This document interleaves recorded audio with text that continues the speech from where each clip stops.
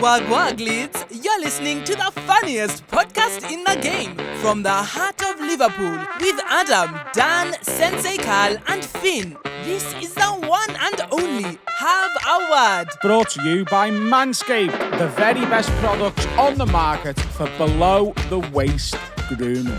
Go Ed, get on me. Hey. Hello. I'm getting sort of confused because we're batch recording these episodes, which we never normally do. When are we? I don't know when this is. I think this is late March.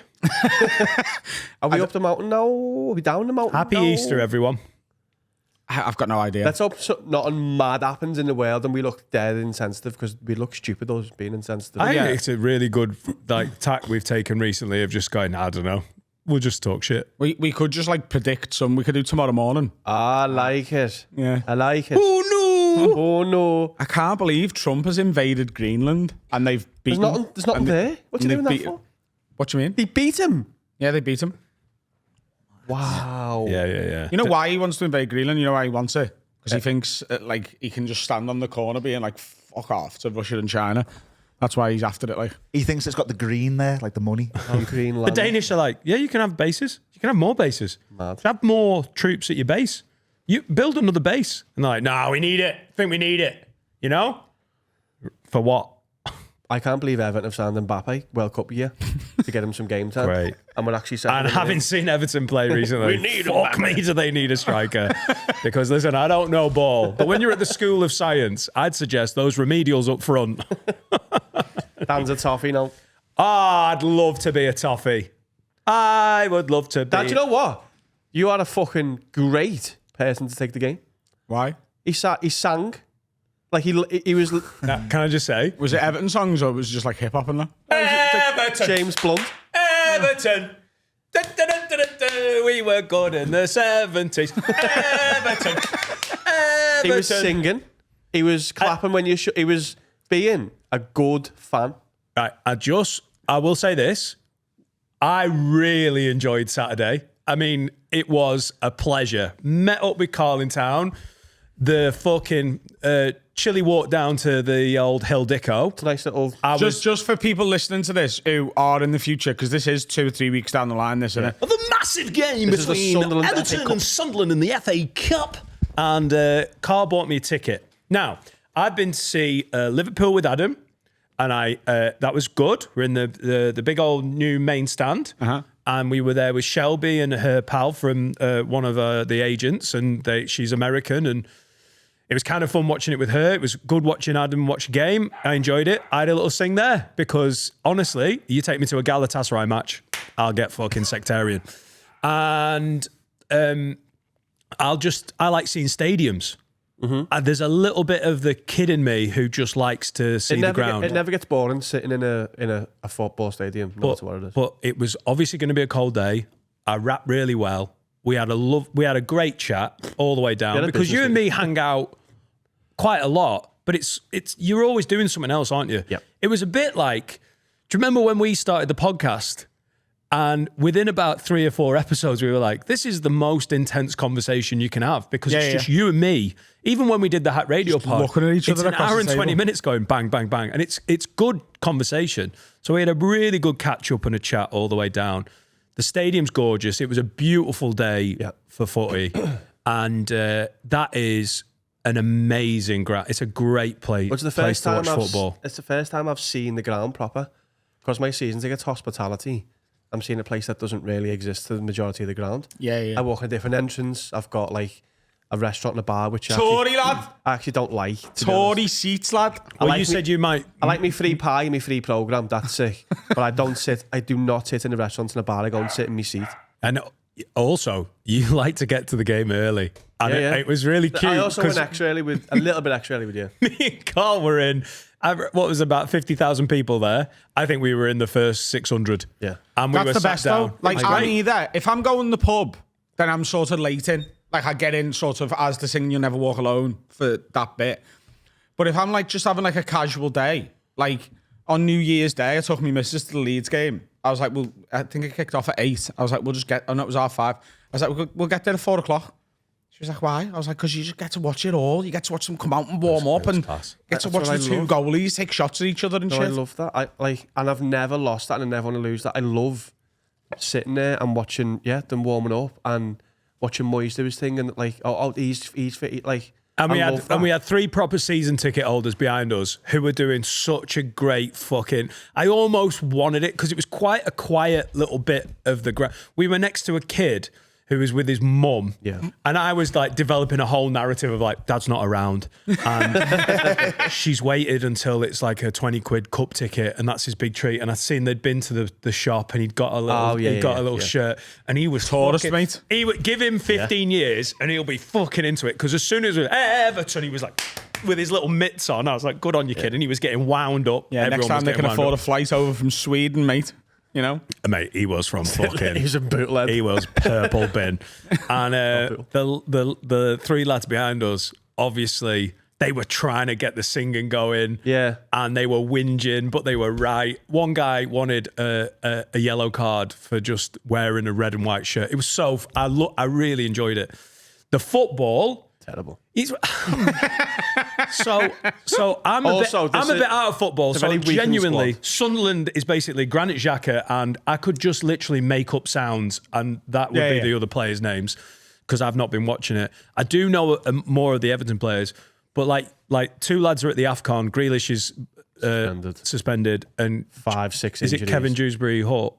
Kevin. Kevin Dewsbury. Kevin Dewsbury wasn't playing. What's he called? Keenan Dewsbury Hall? Yeah.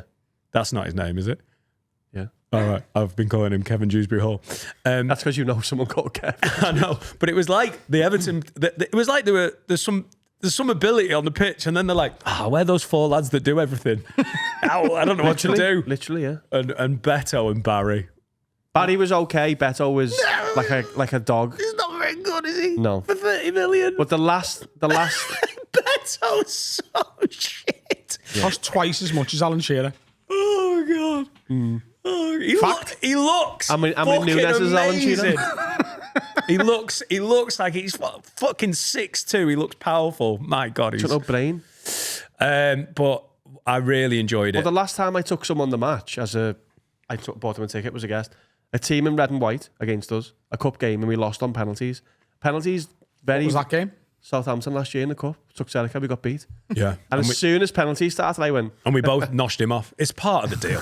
You get a free 3-0 on ticket. pens. yeah, so first, James Garner scored a penalty in the 89th. It wasn't a very good penalty, but he, put it away. But from what I can take out of his second penalty, that first penalty, that run up really tired him out. Because when he approached his second penalty, he looked like he wanted a nap. Well, putting him on the first penalty in the shootout, I don't think was a good idea, because then there's the instant mind games of the goalkeeper of which way is he putting it. He's changing his, his preferred direction. He missed. The second pen taker was Beto, and I went, we've missed 2, and he didn't get it, and I went, this is already over. They scored 2, and then Barry picked it up, and the ground started emptying. I never went, yeah, it's fine. Yeah, but you got the authentic Everton experience there. That's exactly what I said. Really enjoyed it. Part of me was like, should I just try and get a season ticket just to be a dick? Just because I really did like it. No, but there is valor for you in choosing to be an Everton fan. Yeah, Do you know what I mean? Yeah, no one ever took the piss out of me as a Watford fan. I mean, they did, because they were like, oh, you're being stupid. But when you commit to it, and there's obviously no glory involved, and then you're like, no, I really do. I liked being... Yeah, you'd be called a misery hunter if you chose Everton. Me and my mate Fraser, when we got relegated to the 3rd tier and then fucking won the thing, that was so good. And then got promoted to the Premier League. Norden, Vooter But in the Premier Everton League. don't do that. Everton just stay in this constant equilibrium of misery. Part of me was like, 17th to 12th every maybe year. I'll just do it. Maybe this will be my new thing. I'll just be an Everton. That's what Johnny Bongo did. And he really committed to it. And everyone was like, yeah. Johnny class. Bongo is an Everton fan. He's not like, that's my team. Johnny is as big an Everton fan as me. But the thing is, though, the one thing you can't do is you can't force this on your children. No. They have to stay Liverpool. They've got a Liverpool kit now, and you can't put that misery onto Jack, because that's not fair. No. You can choose it. You can't do that to a child. God, my life is so much more scouse than I ever thought it would be. You think they're getting an Everton season ticket? Oh, God. I have mine. I've got Liverpool supporting kids, and they're really into it.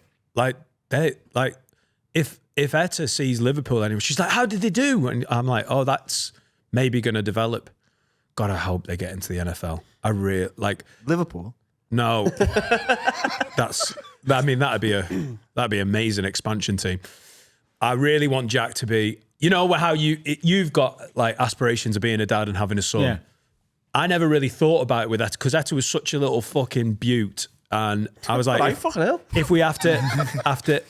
What do you mean by beaut? A beautiful. Oh, beaut means like child. gimp here. Yeah. All right. You fucking beaut. I think I'm spelling it wrong. She can be a beaut then. She is a beaut, but she can be a beaut. B-U-T-E. You fucking beaut. She's a blurt. That is what you now- said, though. Yeah. But now Jack's getting a bit older. He's not old enough to get it. I really want to indoctrinate him into the NFL. Isn't it? It basically it's school, isn't it? And you're gonna have to really drive it home because you're not Just gonna homeschool him. If you homeschool him and like just maths, make it about the NFL. English, make it about the NFL. Yeah. Science, make it about the NFL. Who- Religion, make it about the NFL. Woodwork, make it about the NFL. like post. I'll get bored of the NFL. I got into the F1 because my dad. That's the only thing my dad gave a shit about. And on a Sunday afternoon, that's what he was watching. And then you just sort of can't help but like take an interest. Yeah. Who got you into football? Was it your dad or your mum that were bothered, or your granddad? I mean, my ma wasn't. My mum. Neither of them were anywhere near as arsed as I am. My mum and dad. My mum's dad had a season ticket, and then he got an ulcerated leg, so he gave his season ticket up. Now, you know, there's two ways to look at that. First of all, it's obviously devastating when anyone goes through such pain like that, and also the really devastating thing is I would have that season ticket if he could have just chose to climb some stairs with a sore leg. Hobble on. Yeah, you'll never hobble alone. Do you know what I mean? Like your mate will help you up to stand. So it was in the family from there, and my dad, my whole family on both sides are Liverpool fans, and yeah, they were into it, but not like to the level I've become into it. I started going to match when I worked in McDonald's with my mates Nevin and Cooper because they were as good as season ticket holders. I think they were both season ticket holders at the time, and Nevin still is. And I started going to a few games with them and then away days as well. I remember going to like Villa, Birmingham away, Leeds away, Arsenal away. And that's when I started like really getting into it. And then once I sort of started earning enough from comedy that I had a small disposable income, whenever I could get tickets, I'd go. What's the deal with away? Because like I've heard United fans go, oh, I don't go home anymore. Like it's well better away because there's no tourists. It's proper United fans. It's also not just the match. It's everything else that comes with it. Right. Sometimes the match is actually getting in the way of the away day. Yeah, that I is have the to thing. admit, it looks like a boys' holiday on a coach with. Yeah, the away day is the coach, arriving at the ground. Also, like, away ends tend to be noisier.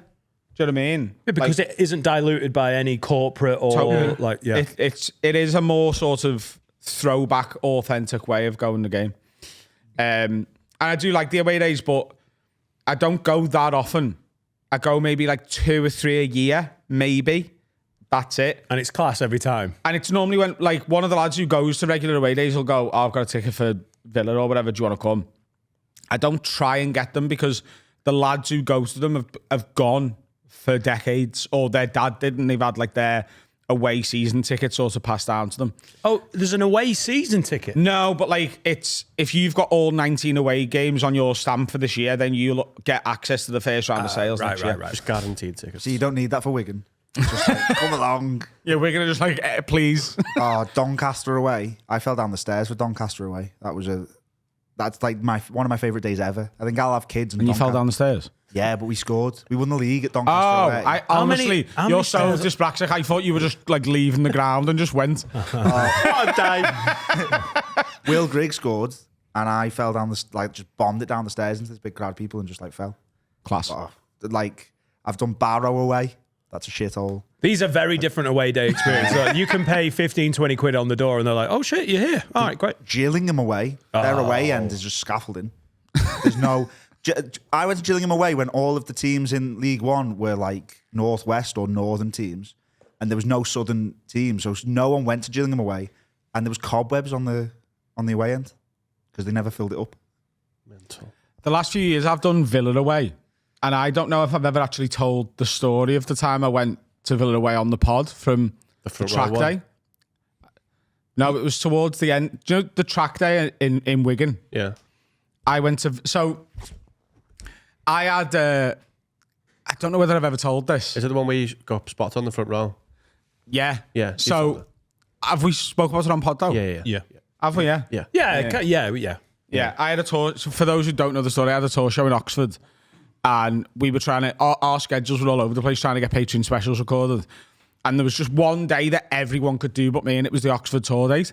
So I was like, I'll just postpone the Oxford date to a month down the line. It's the smallest date of the tour anyway. It's like 80 people, and we'll just push it down the road because Will was like, yeah, we'll be done filming about 5 or 6 o'clock.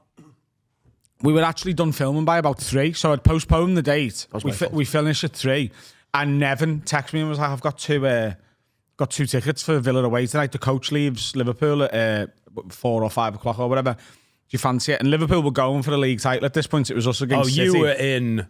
You were like in a fervour of like that was was that when we booked the arena? Was that 2022? Possibly. It will be. Because you were just in the zone.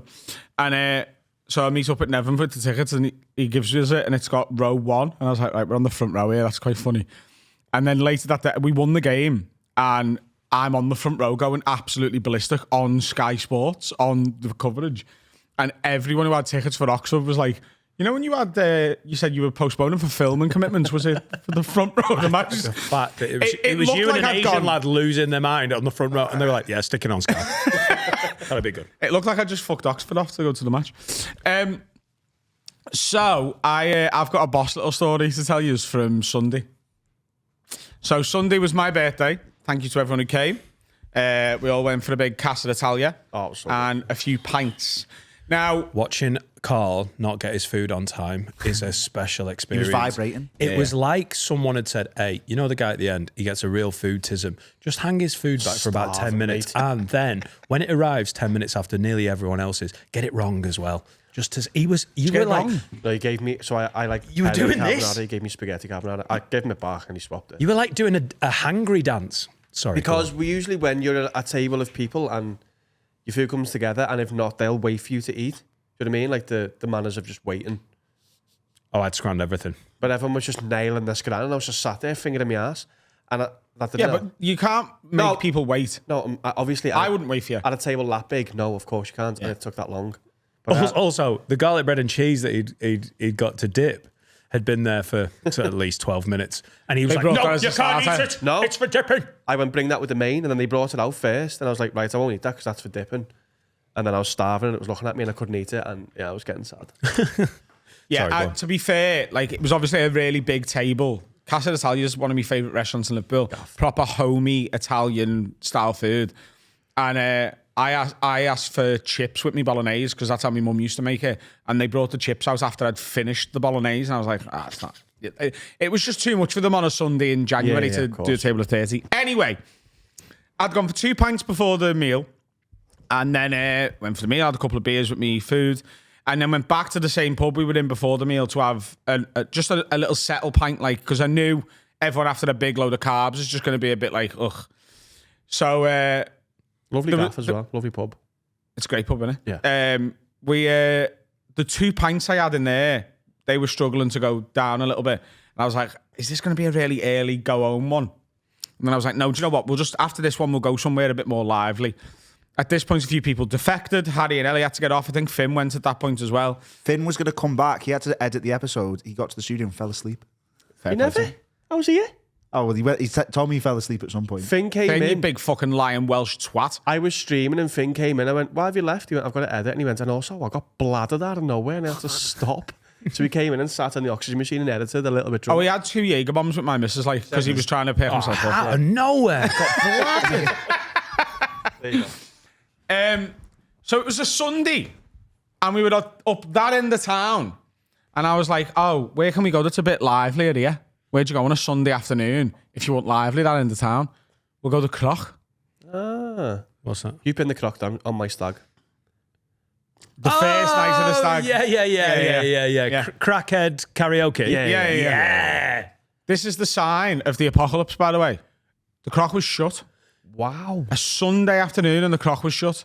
Like, I couldn't believe it. So we were like, oh, what are we going to do here? I was like, do you know what? Let's just go down Matthew Street. We want, like, lively. Let's just head down Matthew Street. And we were always sort of heading towards Pogues to watch a bit of the NFL. And then there's a jazz night in the Grapes. You know, that side of, and we're like, if we just do a pub crawl that ends there at about 10:30, like, because the jazz starts at like 9:30, goes to about 11:30, 12. I was like, that's perfect. We'll just get there for like, you know, the last hour of that. So we go to Eric's on Matthew Street because there's a bit of live music on. We all just get like a shit like Blue Wicked or whatever. And I think I actually just got a beer, but most people are just drinking like alcopops and stuff. How lively was it? Because my mental image of Matthew Street is like Tuesday, 11:30 a.m. Everyone's fucking going for it. Was it busy? It was busy enough, yeah. It wasn't like shoulder to shoulder, but it was good and there was a good energy. So we went to Eric's and then we were like, right, well, we'll just do a little crawl down this road. And there's a pub on Matthew Street called The Grapes as well, and they do karaoke. So we're like, we'll go in there, we'll force Ross Maguire to sing, and we'll have a pint in there. We ended up having 2 in there. And because it took a while for Ross's name to be called for the karaoke. But again, that place was chocker and it was really good energy, and we're all just like, this is just places we'd never normally go. Yeah, fun. Right? And I'm stood at the bar having me pint talking to Callum Oakley and his missus and whatever. And this guy come out the toilet to walk past us, and he just had the absolute best, like, Borat mustache I've ever seen in my life. And I was just in a great mood, and I just went, lad, you have got a mustache I could only ever dream of having. That's class. And he goes, oh, thank you, man. Thank you. And I was like, oh, sick, right? So he goes away, and about 10 minutes later, he comes back over and he goes, hey, thank you for the compliment on the mustache, man. Really appreciate it. And I was like, oh, no. what? Are you going the same place as me? No, I want to know. Oh, it's all good stuff. Oh, right. I thought you were going to get your head bummed off. Oh, no. He's not. He wasn't a homosexual. Okay. I don't think so. Anyway. Lovely pronunciation. Just clear it up. He was a homo sapien. He wasn't a... So I was like, oh, nice one, man. And he goes, he goes, my name's Wyatt. And I was like, wow. Excellent. It's sick, innit? Want it to be. And I went, oh, nice one. Where are you from? And he goes, oh, well, I live in Nashville, Tennessee. We've heard of it. Sick. And I went, fuck off. I went, I absolutely love Nashville. Like, I've been 3 times. And he goes, no, you haven't. And I was like, he goes, are you from here? I was like, yeah, I am. I was like, but I've been 3 times. Like, I got into country music a few years ago. Took like our whole like staff team. I just didn't like tell them what we did just yet. Took our whole like staff team out to try and convince them country music's like a great thing. No one really fell in love with country music, but they fell in love with Nashville. And I love Nashville even more than I love country music now. I just love the city. Fair assessment. Been back a few times since. It's amazing. He's like, so like, where have you been? Where do you know? And I was like, well, obviously we did Broadway. I was like, but my favourite bit is like the East Side. And he goes, I live in the East Side. I was like, Lakeside Lounge, Shulman's, Dino's, the Duke's for the sandwiches late at night, Bad Luck Burger Club. He's like, what the fuck's going on? His head just starts falling off. That is mental, though. So I called Jack over. He goes, Shulman's is my local, man. It's if I want a beer, that's where I go. Like, I live around the corner. It is like, no tourist knows these places unless you know someone who lives in Nashville to show you them. It's like you going to Nashville and someone knowing the booze are by like the baddies. Yeah.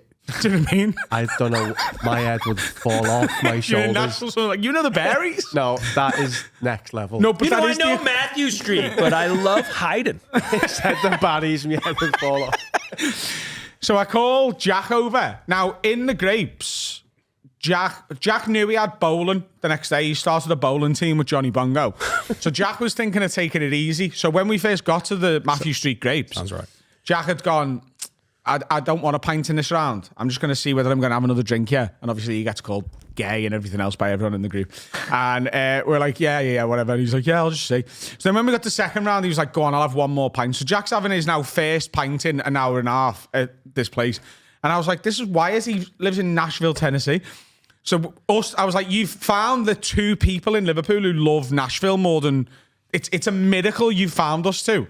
Like, there's just no way. And we just start talking. Anyway, there's a girl Jack knows from Nashville who we'd met out there who he was talking to. And Wyatt knows her best mate, who we also met on the night when we met her in Nashville. And he's like, this is just impossible. So he starts FaceTiming this girl and was like, oh my God, I'm with these guys in the Grapes in Liverpool. And like, it's mind blowing. You know what I mean?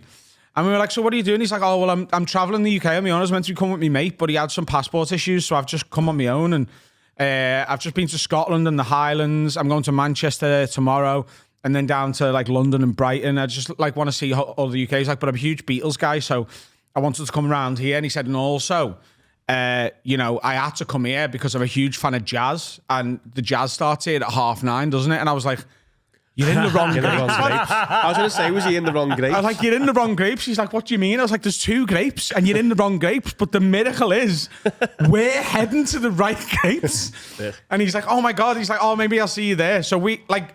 I'm half expecting Wyatt to come through that door, you know, and he's the guest on today's episode. So there's also like other tourists in there. Like there's a girl from New Zealand who's like comes over and tries to start talking to us with her mates and stuff. And then she starts talking to him because they're both tourists and whatever. And as they're having a conversation, we all leave to go to the next stop in the pub crawl.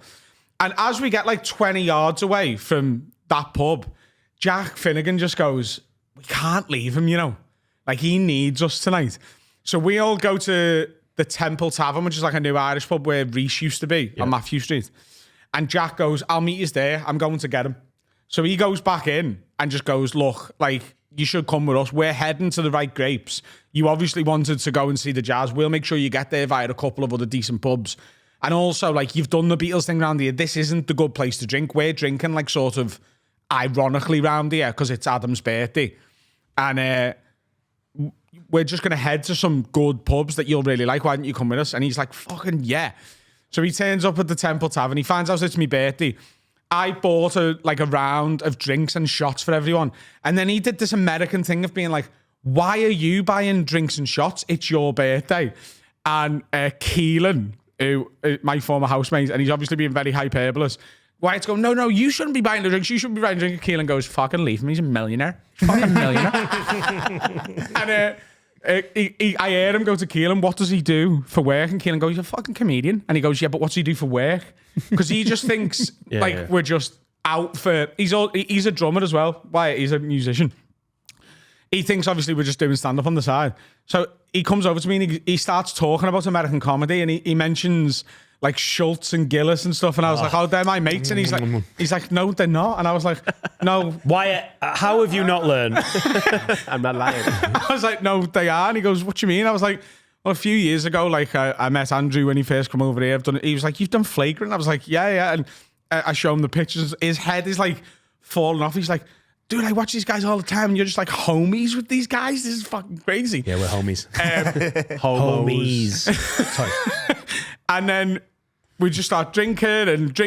I counted yesterday and I had 21 pints of Guinness. I wasn't even that drunk. It was a good... That settler really did a good job there. It really, really did. We go to Pogues. They put the NFL on for us with the commentary with the Eagles. Unfortunately, the Birds lost, so I need a new team now. Are they out now? Yeah, they're out. Oh. And everyone's out. It's great. Then changing the guard. We got to the Grapes and the jazz night was on and it was just fucking class. And I mean, I suppose we could put this in. And he never went gimpy. He stayed sound. He's the coolest, soundest guy. Great. Do you want to see Wyatt? You've just made a new friend for when you go to Nashville. Oh, sounds like you're playing an instrument. They got to the jazz. Oh my God. Oh my God. Put the video in. If you see a man like that, who he looks like he's in disguise, you have to inherit him. Looks like Paul. Turn it around. He's a Jewish Mr. Potato Head. You've got to... What? What am I expecting to see, yeah? Oh, yeah. Honest to God. While the story's going on, the person I'm picturing is like McConaughey. That's Borat. That is Borat Sagdiev. Wow. That is Borat, wow. Yeah. Oh, what a fucking ledge. Yeah. That is... He can never commit a crime. Because... But yeah, the next day, I picked Jack up to go to the match. And I was like, how's your day been? He was like, yeah, I've been a bit hungover, like. And he went, but lad, he went, I've just been thinking about Wyatt all day. And I was like, what do you mean? He went, no one's ever had like a cooler coincidence. He's like, we're out for your birthday. Like, we choose to go to Croc, but it's shut because we want karaoke for a little bit. That has to be shut. The first Sunday the Croc has ever been shut. So we go on this sort of piss-take ironic pub crawl of Matthew Street. We stop ourselves from getting an extra round in Eric's so that we can go to the grapes that we're all like, oh, this is the shit grapes. And then there's an American from Nashville, Tennessee, who's best mates with a girl that I know from Nashville. Who you only spoke to because you pointed at his mustache? Yeah, who we only ended up in a conversation with because you complimented his mustache coming out of the bathroom. Which, by the way, isn't one of your usual moves, I don't think. No, it's not. It's almost like that's a little bit of a sidestep. You've never complimented my mustache. Wow. It's not as good. Yeah. The Do you know what I mean? madness of if you didn't mention that to him, the proximity of him to you never meeting with all these things is insane to think about. Yeah. Like, that might happen a lot where you don't realise you're Fucking close to sliding someone where you've doors. got... It's impossible. Yeah. And it's class. Yeah. He was in the wrong grapes and we were in the wrong grapes on purpose. Yeah, he's had a fucking night there, hasn't On it, we were walking from God is Matthew Street to Pogues, and there was a couple of people who stopped us along the way. Like, a couple of people we know and other people just being like, all right, like podcast fans and that. And like his head is just like falling off. And Jack Finnegan, who is like normally quite sort of subtle and humble in like a lot of his ways and actions, like this Wyatt guy's just like, this is so crazy, man. And Jack went, yeah, I'm not gonna lie to you, lad, to be honest with you. Like you have got dead lucky here. He went, there is just not a single group of people who are better placed to show you around Liverpool on a Sunday. You've had a fucking result. Yeah, That's so sick. It'd be sick if you go over there and have a bevy in his gaffs. That'd be cool. Yeah. I hope Wyatt sees this. Shout out Wyatt. Wyatt is a cool name, man. He's a drummer. Is he a jockey as well? He's luring cats. I want to meet Wyatt. All right, let's have a break. Hello, everyone. Time to tell you about my absolute favourite sponsor. It's Manscaped, for the very best in below-the-belt men's grooming. The best in the game in terms of pube trimmer is the Lawnmower 5.0 Ultra. And what have they done, Carl? They've brought out a lovely new colour. And now, aesthetics to me are important. I've got the black one. I've got the white one. I love them both. But this is so much prettier. It's got like more of like a grippy bit on the bottom. It's going to look so much better in your bathroom. It's got a little light on it so you can see it. If you want to shave your pubes in the dark, that's up to you. It's just prettier and better and nicer and newer. And I like the new thing. Dan, do you like the new thing? I really like it. And also, it's the best in the game. I'm a massive fan of trimming the old pubes. And now you get to do it in desert sand style. You wouldn't use another one? Like, this is the best. It's like, why would you use anything but Colgate? They're the best. Why would you use anything but Manscaped? They're the best. And you know what? I'd love it if we could give 15% off to our... We can, Dan. Oh, nice. When you check out, use code WORD15. That means Manscaped know we sent you, so they give you a little 15% off. They give us a little bit of money to say thank you. Everyone's happy. Your pubes are trimmed. Life's good, baby. Word15, manscaped.com, site-wide. And we are back. If you're enjoying this episode, you sign up for our Patreon. It is the biggest in the UK, one of the biggest in the world. You get the public episode early, 48 hours early. You also get an extra episode every Wednesday, us and the boys having a great time. That's the exclusive. That's always the funniest stuff we do. And all the specials, the massive back catalogue of Patreon specials. This is why we are the biggest in the UK. We put out a TV production level special every month. We've been all over the world. We've done lock-ins in here. If you love this, you will love the Patreon. Patreon.com/haveawordpod. From as little as £3 a month, you become part of the Lid Army. If one of us dies on Kilimanjaro, are we still going to put the special out? Yes, what a teaser that'll make for socials. One big last one. Also, if you see the stuff that we've made and gone, oh yeah, I've seen that years ago. When you sign up, you can watch it all. It's all there at your fingertips. You don't have to go, oh, I have to pay for more. £3 gets you everything. I think if you haven't got any fingers, you can use your toes. Yeah, Yeah, and we allow that. We allow that. It's your I tip think toes, isn't it? Not your toe tips, but it's your fingertips, not your Oh, yeah? fingers. I think I've just rumbled something there, you know. There you go, Illuminati. If I get shot and killed in Moshi, I think that will be a beautiful irony that everyone can enjoy. If one of you and It would be great if I don't want to go to the mountain, it's scary. And then I get killed. Yeah, if you die out here, that will be funny. Even as I die, I'll be like, yeah, I deserve this. yeah. Be careful what you wish for, mate. I'd be safer on the mountain. I think Puff. I think we're gonna. Oh, what? Who are you shooting? The Puff Brigade. Puff. It's an air gun. Strong one. I think we're gonna starve out there. You know, I'm really, really, really anxious about. Is what that? we're gonna eat. Is that? Do you reckon that's part of the reason why you were a bit anxious to climb? This is you taking the piss. Never mate. considered it for Oh, one really? second. It Yeah. would have been an issue for you though, wouldn't it? What? The food. Well, the food at the bottom is the same. So we've got a private Michelin star chef climbing with us. Yeah, but he's not making what Dan likes because Dan doesn't like Michelin. I think you get me hungry enough, I'll eat most things. Right. Okay. I never considered that. And also, have you seen the menu of the gaff that we got sent the other day? No. Right, yeah, fine, Harry.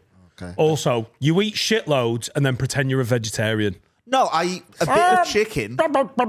Oh, there's already a rift here and used to in your own as well. No, he's fine. He's gonna have a lovely time. But I'm not eating goat. You're not making me eat goat. No one's eating goat. I'll scran some goat. We're probably eating all kinds on the mountain, mate. Well, we've recorded 72 episodes in the last 14 days, so it's time to whip out, and this is a high risk. Oh yeah! Underrated. They hit your wife with a shovel. Woo! This has been a while. This is on you, guys. This is on you. Stephen Critchley says, overrated, underrated, Biscoff. In all forms. Well overrated. It's nice, but that's it. But everyone seems to wank over the stuff the same way they did over salted caramel. Well, you've lost me there, Stephen, because when they put salt and caramel, they up the Overrated. caramel game. It is sneaking into everything. Yeah. This with Biscoff. Fuck off. You're meant to go next to a cup of coffee and fuck off forever.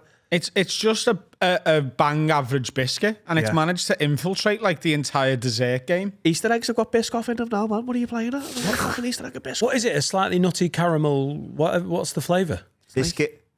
It's like a Is it biscuit and toffee? Is it toffee flavored? I imagine it's toffee that, yeah. flavored biscuit, Biscoff, yeah. something like that. And then they Biscuit. ground it up and turn it into like a spread. So it's just a shit toffee flavouring. Very overrated. Yeah, but that man's got a sweet tooth. I love a bit of caramel. I think salted caramel's overrated as well. Just have normal caramel where you No. put salt on everything. Caramel. No, Salt, because sweet and salt is a better flavour profile and it's more balanced.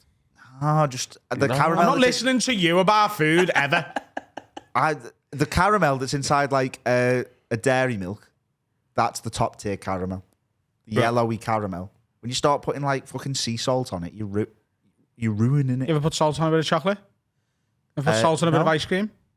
Good, like. Just No, brings it but back. I I don't like put salted caramel. I put balsamic glaze on a bit of ice cream. That's quite nice. Oh, you're a fucking It's a sex offence. child shagger. Paedophile's not enough. That's too overplayed as a word. You shag children. Did it work? Yeah, it's great. But you don't like salted caramel. No, I don't mind salted caramel, but I think it's over. You don't have to do it. Why did you do that? Why did you put balsamic glaze on ice cream? Because it said it on the thing. It said you could maybe put it on strawberries. It was strawberry flavored ice cream. Hello, love. Can I have vinegar ice cream, please? Yeah, I don't know anyone who put it on strawberries either.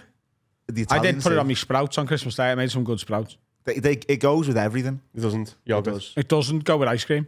It does. But the best flavour of ice cream I've ever had is blue cheese and pear.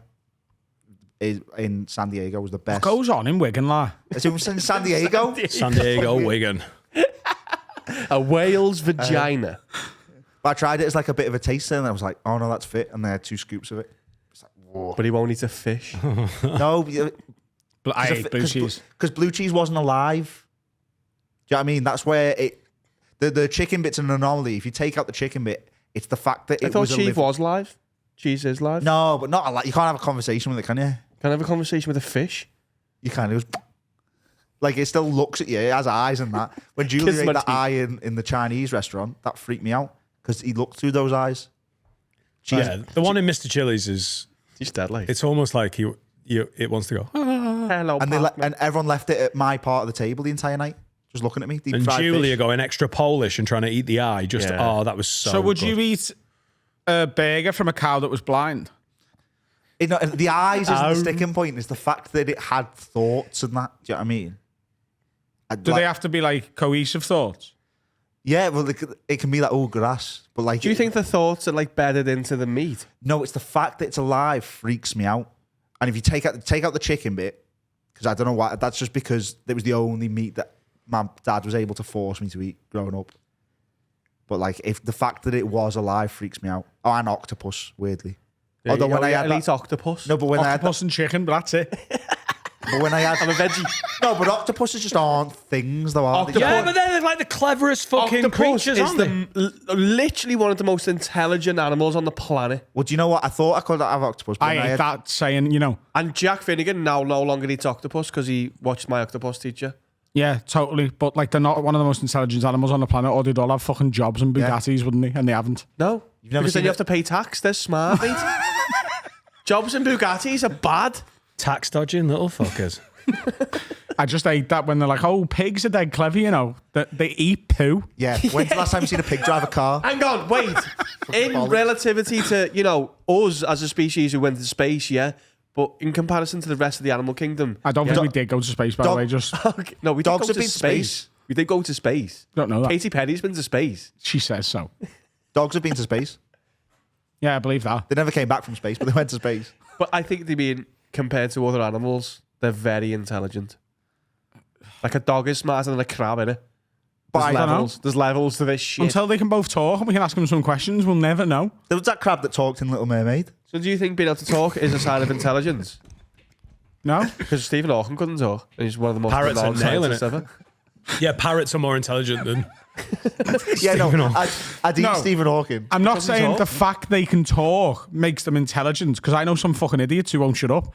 I'm saying we can ask it questions and find out how intelligent it is once it can talk to us. Yeah, but you can convey intelligence through other things other than language. Yeah, like if a dog can solve fucking differentiation or Pythagoras theorem somehow and communicate, hey, A squared plus B squared equals C squared, woof, like whatever. Woof. They have It's to a add the heavy- woof just because I'm a dog in the end. You know. But like until it can do that, oh yeah, if I throw a ball, he knows exactly where it's gone. Any fucking idiot can do that. There's like a A orangutan. fish can't. A fish can't fetch. It can. It can't, like a fish doesn't have the ability to fetch as good as a dog does. What Not are you in- basing your information Not in on? the park, no. No, what I'm saying is there's levels of intelligence of different animals and pigs. I mean, I don't believe pigs either because So do you think octopuses can fetch? I imagine in the water they could do, yeah. Yeah. There's very. Why can't intelligent. fish? I'm just saying I've never seen. What have you a got fish do against it. fish? Nothing. I'm just giving fish as an example. Really All right then, anti-fish, fucking badgers. Yeah. Yeah. I'd love to play fetch with a badger. Proper hipster move, that, innit? Just go in the park with the badger. Play fetch. There was that fish that played Pokemon Red. No, there isn't. Is it? I don't even know what you're talking about. There isn't. Completed Pokemon Red. Yeah, the octopuses pick the World Cup results. Yeah, Never. They that's picked smart. a scrander at once and they got lucky loads. Well, Yeah, that's how they win money. Statistically unlikely though.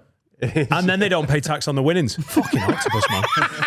What do you mean a fish completed Pokemon? It hasn't got opposable thumbs. No, someone set it up where the fish tank was like each part of the fish tank with different buttons, and the fish was like playing Pokemon Red, And it completed and it. it completed It it. got through Team Rocket, did it? It Yeah. did the missing no cheat. Yeah,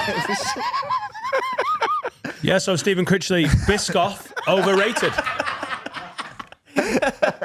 I love pulling it back from the bullshit.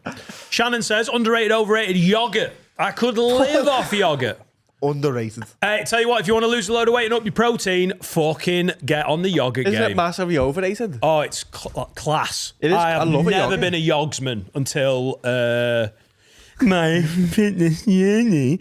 I've got the coconut flavoured Skyer yogurt, and I have a high protein granola. Fuck me, that is good scran. We have fag Sounds yogurt. disgusting. It's I have yogurt and granola. amazing. Lovely. Massive bowl of that, 60 grams of protein. Obviously, I'd like to eat better food, but if you're restricted, that is good eating. We only get low calorie fag yogurt, and it's like we'll have like Low calorie what yogurt? fag. FAGE. It's like a new brand. Farge. Fage. That's all Seneca gets. I like a Mullacana. Do you like your career? Is everything all right with it? What's up?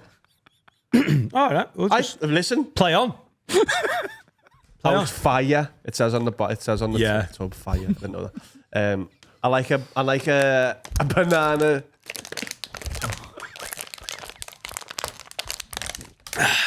I like a banana mull economy with a choco crunch. Ooh. You can put weight on them from yogurt though, because I used to eat like. Yeah, well done. I used to eat. You can put weight on with eating rocks. No, but Dan's saying like you lose loads of weight. But I used to eat like litre tubs of Onken at uni.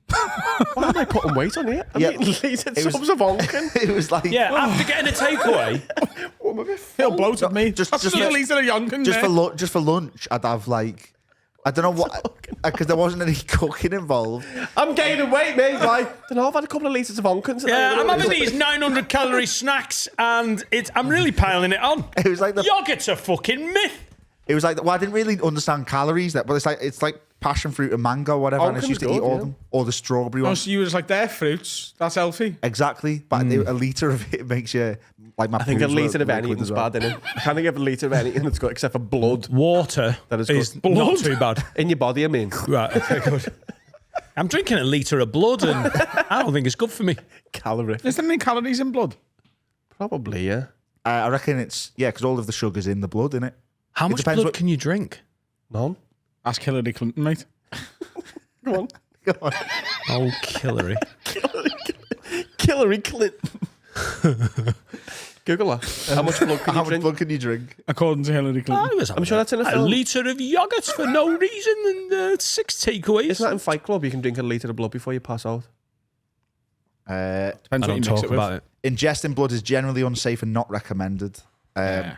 That's what the elites want you to think, mate. That's how they're all Because they saying want it them. all. That's why Hillary Clinton looks so good for her age. Get iron overload. Terrible. You don't know how old she is. She's 213. She looks boss. 38. You get iron overload. She's 78 years old, Hillary Clinton. Yeah, that's what she says. To be fair, she does look okay for 78. She's drinking all the blood. Yeah. Well, blood will have sugar, like, because if it's a fat person's blood, they just add like a litre of yogurt, there'll be loads of like sugar in the blood, won't there? If we have your blood after you've eaten a litre of Onken. Oh, if I was a vampire, I wouldn't go for fatties. Yes. Do you have a I sweet don't know. tooth? Do you know what I mean? Why? I saw a guy in the fucking sauna the other day. Oh, yeah. Go for a. If Oh, here we you're go. a He's lost a bit of weight and now he's all fat phobic. Hang on, you saw the Left guy. his people behind. They're disgusting, are they, Dan? You saw Are the they, guy eh? in the sauna, and your thought was, "Well, if I was a vampire, I wouldn't eat him." No, I'm linking the two back. I was like, I wasn't sat in the sauna going, God, he's sweating loads. I wouldn't drink his blood. But I wouldn't. Even though, as a vampire, surely them big lads, that's the win, innit? We never That's see like it- an all-you-can-eat buffet. But You never see a fat vampire, so maybe they do avoid them. Because they don't eat, do they? Yeah, but if they're drinking Maybe like it fat is low blood, calorie then, because vampires are quite skinny. There we go. What was the question? Some about Biscoff. yogurt. There you go. Get on the yogs, mate. Tony says the wheels are about to come off. Canals and canal boats. Fuck off. Underrated, overrated. I shut went on a canal boat holiday. It was great.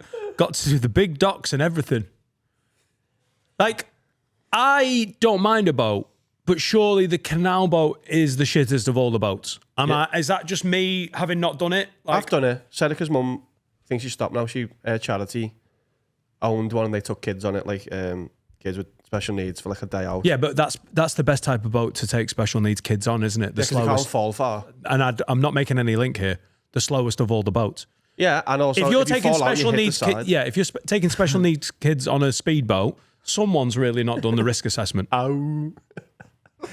Yeah, she hasn't got a speedboat on the Liverpool Manchester canals. I think you get kicked off. I don't think you can discriminate. I think if, a special needs kid comes to your speedboat company and asks for the keys, as long as he's got money, his money's as good as anyone's. Even if it's Talk me Scottish. through it. So the special needs kid comes with money and goes, listen, I know I'm only 8, but my $2,000 is as good as anyone's. Oh, no, they have to be of age. Keys to the speedboat. Special needs doesn't discriminate. It can be 18. Right. How old do you have to be to rent a speedboat? 12, 13? Over 25. No, that's a van, innit? Oh, right. Yeah. It's a speedboat. You do more damage with a van than a speedboat. Easily. As in, you could hurt more people on purpose with a van. All right. Al Qaeda. 18 There you or go. older. So, special needs kid, 18. He's 18, but he, for his 18th birthday, his nan's give him a couple of grand for his speedboat. Oh, he's not renting it, he's buying it. Buying it. Right. Oh, shit. You telling me this speedboat salesman's going to be like, sorry, mate, you're disabled. No speedboat for you. Because that's bang out of order. But if it's a renting situation, I'd be pushing him towards Canal Boat. Happy 18th. Hey, lad, yeah. It's 15 grand gone by, he's have a speedboat. No, where's Jacob gone? Leave him alone. It's his birthday. He's on his inheritance. He's on the fucking canals. He's on the canal in a speedboat. That's dangerous. Does that then become a canal boat? If a speedboat's on a canal? Yeah, because speedboat just means fast, doesn't it? Yeah. You can have a speed canal boat. Oh, I smell a special. And I'm talking about the ones we make. My mum wants to buy a canal boat. She watches this canal boat show, Not and any water. and someone On took that. Netflix. Your nan's got a speedboat? No, my All right, mum wants sorry. to buy a speedboat. Your mum's a fucking adventure, Well, isn't well, she? she went- Oh, special. hypnotic. My mum went on the 1% club to try and win money to buy a speedboat. Right. How did she do?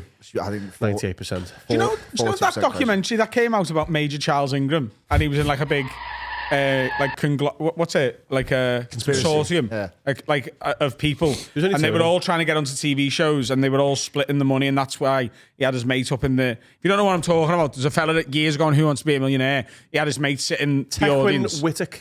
And every time, like, he was like sort of getting the answers. So it'd be like, is it A, B, C, or D? And as he went through them, He was sat in fastest finger first. he was coughing, being like, C, Charles, it's C, lad. Well, at doing all one that. point on maybe 250 or 125, he coughs and says no. He goes, no! And I was like, what's going on here? And he carried on, and then afterwards they got him, yeah. Anyway, it turned out they were part of like a really big group of people who were all applying for game shows and then splitting the money. What's it called? A syndicate. Syndicate. Crime. Are you and your mum in one of these? So, no, it was completely separate. Honestly, He looks more criminal every day, look at him. yes. Kiss Kiss me teeth. But because I've been on them before, and people have been on 10 of them. Some people, it's their like living to go on game shows. Like a woman I knew won 10 grand on Tipping Point, but she was still getting all like nervous about the game show that we were going on. But that was small fry. She was doing like the chases and that. If the game shows get wind of this, do they... Because you don't want them fucking lizards on, do you? All the game shows I've ever been on, they're all the first season of that game show because they go, you've been on a game show before, come do this one. You're trustworthy, aren't you? Yeah, but What's the... that you don't get on and go... Yeah. Like, just panic it, like rabbit in headlights. But you've got to be... It's got to be like a year or something since you were last on the telly, because if you're on the telly too close together, it scares old people. Yeah. What? Because they don't understand how you're on two telly shows back to back, Yeah. which is possible on day. And they start getting worried that like you're death. And that's why they're saying you more. Yeah. Everything Guambiari. But when I did... Harry said that on Tipping Point, and he was like, you can't say that, you'll scare the old people. I've been on a game show before, so I know that under pressure I won't be Jamaican for no reason. I'm gonna take D. Hillary Clinton, also known as Hillary Clinton. Clinton. Give me the money. So you wouldn't get on the next one, you're not trustworthy. No, he goes Jamaican under pressure. Oh man, it's hot under these studio lights. Yeah, I'm from Skelmersdale.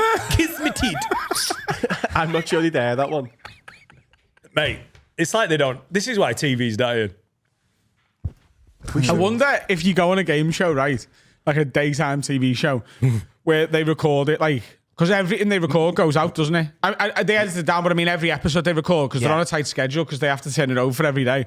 I wonder how belligerent and how much of a trouble causing Jamaican you have to be before, like, how much of that will they put up with before they're like, right, we've got to record My another name one. Dan Nightingale. I live in Sargal, Cheshire. Got 2 kids, 2 guinea pigs, and 2 guinea pigs on my wife's chest. She clean, I'm regular. Right, cut. Ask the question. Where they go? Ask the question. Mr. Nightingale, you didn't speak like this in any of the run-throughs or anything in the interview. What's going on? No, I'm fine. Get pulsing around. Can we infiltrate a TV show? You can't because you've been on them. No, I mean, if anything, I got asked the other day. Yeah, but you wouldn't ruin your reputation. I got asked the other day to apply for John Bishop's new game show. Oh, Harry, what are you doing? Brains of the operation. How are you on a fucking quiz show circuit? You're like a paid middle looking to go up to opener. Honestly, yeah, it's No, but it's like a nice little day out, innit? And then when my mum did it, my mum did the 1% club. And Hang on, did you say that at the end? It was just lovely to be here. Did he pay your expenses? yeah, I went to Belfast. Please, if you get on John Bishop's, do that at the end. Great to be here. This is great to be here. Eighth in here. Hey, John, you're the brain. Yeah, if I won the money, I'm the brain to the operation. Put me on a fucking quiz show. I don't know the answer. I'm having a real nice day out. Free water in a dressing room. We got a dressing room. Imagine that. What would be the worst Fruit game show for that to canteen. be? What? Like Mastermind? With the dark room. Your special subject is Jamaica, and you're like, right, let's go now. Puts me in a mood. John Bishop messaged me the other day to invite me and you to a premiere and a Q&A with him and Will Arnett for his new movie. But we're in Africa, so I told him to fuck off. Oh, that made me sad. Yeah. Question, John. Question. Why did you not film it at the Frog and Bucket? What's all this comedy cellar New York? You forgotten your roots, man. That is so insane to me that they are making it. It's fucking brilliant that they're making a film about John Bishop's start in comedy. And Will Arnett is in, is it The Cellar? Yeah. I was there when they were filming this. And the actual thing happened in The Frog and Bucket in 1997. He made the Robin love Williams it. film and he's a monkey. You know what I mean? What? Yeah, but he's not really a monkey. He just is a monkey. Like, no one thinks, oh, there's the monkey. What do you mean? He sounds That's quite not quite distracting. as personal to me, Carl. No, but like, It's just I've been in the dressing room that is now being like made into a portrayed. film. Yeah. But great point about the Robbie Williams monkey. Thanks. What happened with the Robin Williams monkey? They just made a film about Robbie Williams, didn't they? And they went, yeah, it's a bit boring. Let's Oh, make I him thought into you a said monkey. Robin Williams. Because he was mates with Coco the gorilla. I was getting confused. And he was a very hairy man. Next question. it'd be mad if they made a Robin Williams film and he was a monkey as well. Yeah, but he was mates with Coco, wasn't he? And they when Robin Williams died, they told the gorilla, they're like, hey, Who's Coco? Robin Williams. Who's the smart one? He's the one that could do Rubik's Cubes and that.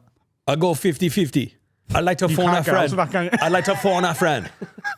Damian Marley. So they told the monk is like similar to Michael Jackson. He got sad. Yeah, Alex Edelman had a really good bit about it. He's like, why did they have to tell the gorilla? He hadn't seen Robin Williams in years. And then he just went into his little den one day and was like, hey, your mate's fucking dead. Strangle wank to death. So he speaks English then, the monkey. No, it was like monkey sign language. And strangle wank is in there. It's got to be one of the easiest sign languages. Yeah, but I don't know sign language, but you can't make a mess of strangle wank. No, but I don't feel like it's a necessary lexicon for monkeys to learn. He'll need this one day. Strangle wank. I know, but you want to give him a full education? Do you? Right, Tyler, you're going to put this section in the bin, and you did this. Tyler says, underrated, overrated, tortoises. I think Tyler's got tortoises. Underrated, mate. Underrated. They do live for ages. Yeah. My man The lived giant over- ones. Can I ask a question? Are they just wet turtles? No, turtles are wet. Tortoises. Ah, you living Tortoises on the land, turtles in the sea. Is it? Is that a thing? Yeah. Turtles are the tortoises are the big old slow fellas who you can like put cats on the back of, and they live forever. And turtles are the stoners in Finding Nemo. So, a tortoise Noggin, is basically... dude. A tortoise is a post-menopausal Yeah. turtle. Yeah. No more wet. No more wet. No more. No more wet. No more wet. Unless you're from my wife's family. Slip and slide. Whoa. What the fuck did that mean? Oh, it's a reference to something you've forgotten that we talked about on the pod. But if you get it, wow, don't worry. All the Yeah. giant tortoises went extinct because they all ate them, didn't they? Yeah. We've said that before. But they're the big fellas who like, whoa, Johnny's 500 years old. He's lived in the garden all that time. I knew Charles Darwin. They all sound like John Bishop. Bloody ate it here. Charles Darwin, is it? Charles Darwin, Evolution, is it? Mother. But yeah, We've got to end this section. I'm fucking wild. have you not seen the fella who buries like I think it's tortoises who hibernate. But if they hibernate in the UK, they basically bury themselves in the garden. They die because the frost, if they freeze over and die. So you put them in a pot and cover them in soil while it's icy. And then when the ice It grows a tortoise tree. I typed in man who buries tortoises, and it says the person you are likely thinking of is former professional footballer and Hollywood actor Vinnie Jones. That's who I'm thinking of. You not just bring them in the kitchen. And no, yeah, and then you take them out to the garden in the spring and bury them. They're not dead, but they're hibernating, and then they come out like, whoa, what's happening? Apparently, Vinnie Jones took someone's tortoise, who was a teammate of, and buried it in the garden while it was alive. Yeah, they are alive. That's how they hibernate. Oh, this one died. Yeah, because you're not meant to bury them in the Yeah, winter. but that's the hard man of football for you. Crazy. Your fucking children. Crazy gang, innit? That's a break. If you made That a was bet with so much yourself fun. halfway through that section, what former Premier League footballer is going to get mentioned here? Fair play if you got Vinnie Jones there. Gets me deep. Now it's time for me and Carl to tell you about NordVPN, our very favourite VPN. You're a massive exponent of VPNs, aren't you? I use it on all my devices. I've got one login. You sign up once, and then you can use it on everything. I've got it on my iPad, my laptop, my phone, everywhere. Everything's safe. Everything's connected, and I just feel better with it there. I feel like it's looking after me in the background. Great for security, great for privacy, and also great if you want to watch Malawi and Netflix. Which I did the other day. I was like, I want to watch Malawian Love is Blind. And you know, I can't watch it. I'm from the UK. Beep, boop, boop, boop, boop. I'm from Malawi. Your phone takes you there in an instant, or your laptop, or your telly, whatever. And you can watch whatever you want. It's so good. It tricks the internet. Little internet tricks, man. Everyone's doing it. You need to be doing it as well. You need to do it with Nord. Go to nordvpn.com/have-a-word. You get massive savings and also 4 months off. That is a third of the year in your ass pocket. You can take it out your ass pocket. Go shopping. Get yourself some Christmas presents for free. nordvpn.com/have-a-word. They are the best. It's simple. Get on them. Ladies and gents, long awaited. It's Mr. Andrew Mensah! That might be the best outfit that's ever been on. No, it is the best outfit. That might be rig of the pod. Nah, I knew you guys got good reps. So I thought, let me bring out the banger. Oh, Italian. I look like. How'd you Obviously, get your hands on this? This is like... no, so I knew someone. I got a plug in Milan. Yeah, that's what I'm saying still. And also, I like to wear the Italian because they don't like people like me, so it's just that takes the piss that I'm wearing it. You know what I mean? They've got a bit of a Man history. United top, you know? For the audio listeners, Andrew is wearing, I'd guess that is a 1998, 1999. Oh, see, I go a bit earlier than that. No, I think it's the Zola's. Zola area, 98. Yeah, it's was close, the full, like hanging around the pool at the World Cup. Yeah, it's gorgeous. Like it's the kit that the Hanging Italian around team. the pool at No, the do you know World what I mean? Cup? What do I mean? Like, Yeah, as in like the... It's See the walk- new Italy hanging around the pool at the World Cup? Yeah. Trackie. you don't need a sauna if you're around the pool in a trackie. It's a fucking class track. I'm always wearing Thank you, full man. I appreciate trackies around the pool, mate. Don't know about you. Not Tommy anymore. You've Wildridge. changed. Fashionista. I'd love to see you around a pool these days. I'm thinking of getting a full velour tracksuit. There you Velour? go. You know, like a Soprano style. Like the juicy ones. Yeah. So they bought one.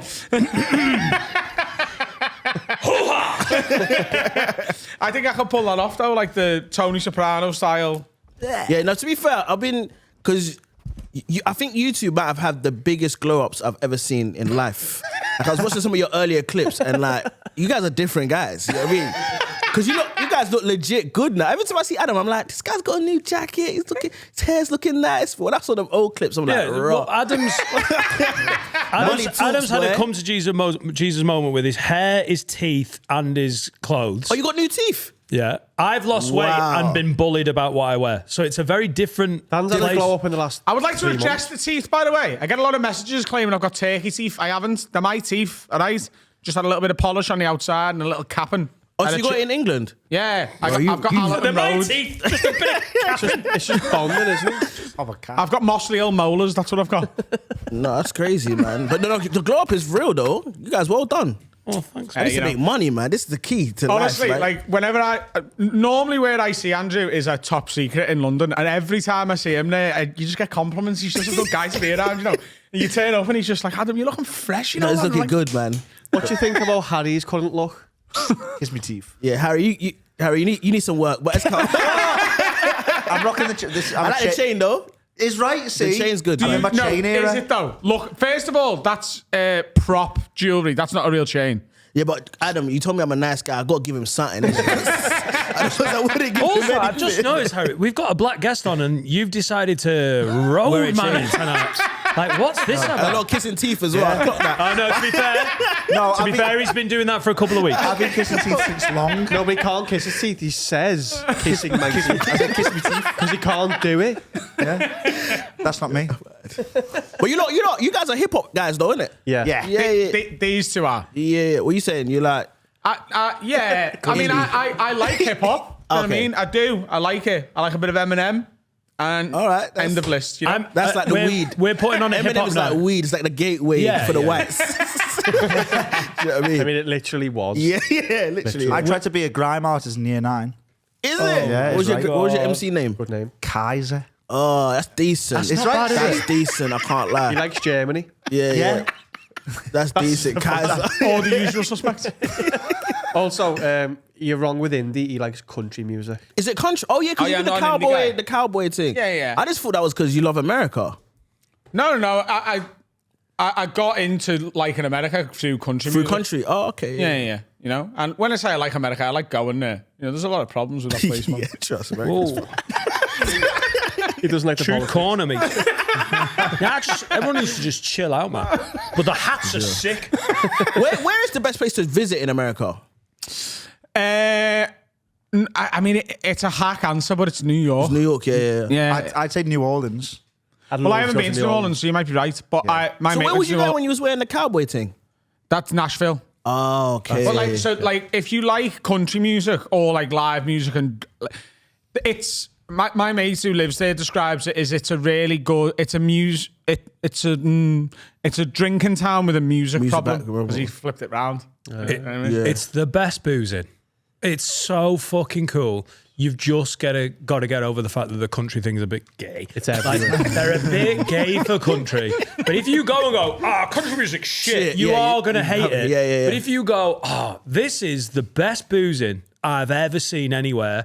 Also, you get to wear a hat if you want. But is the music good though? Yeah.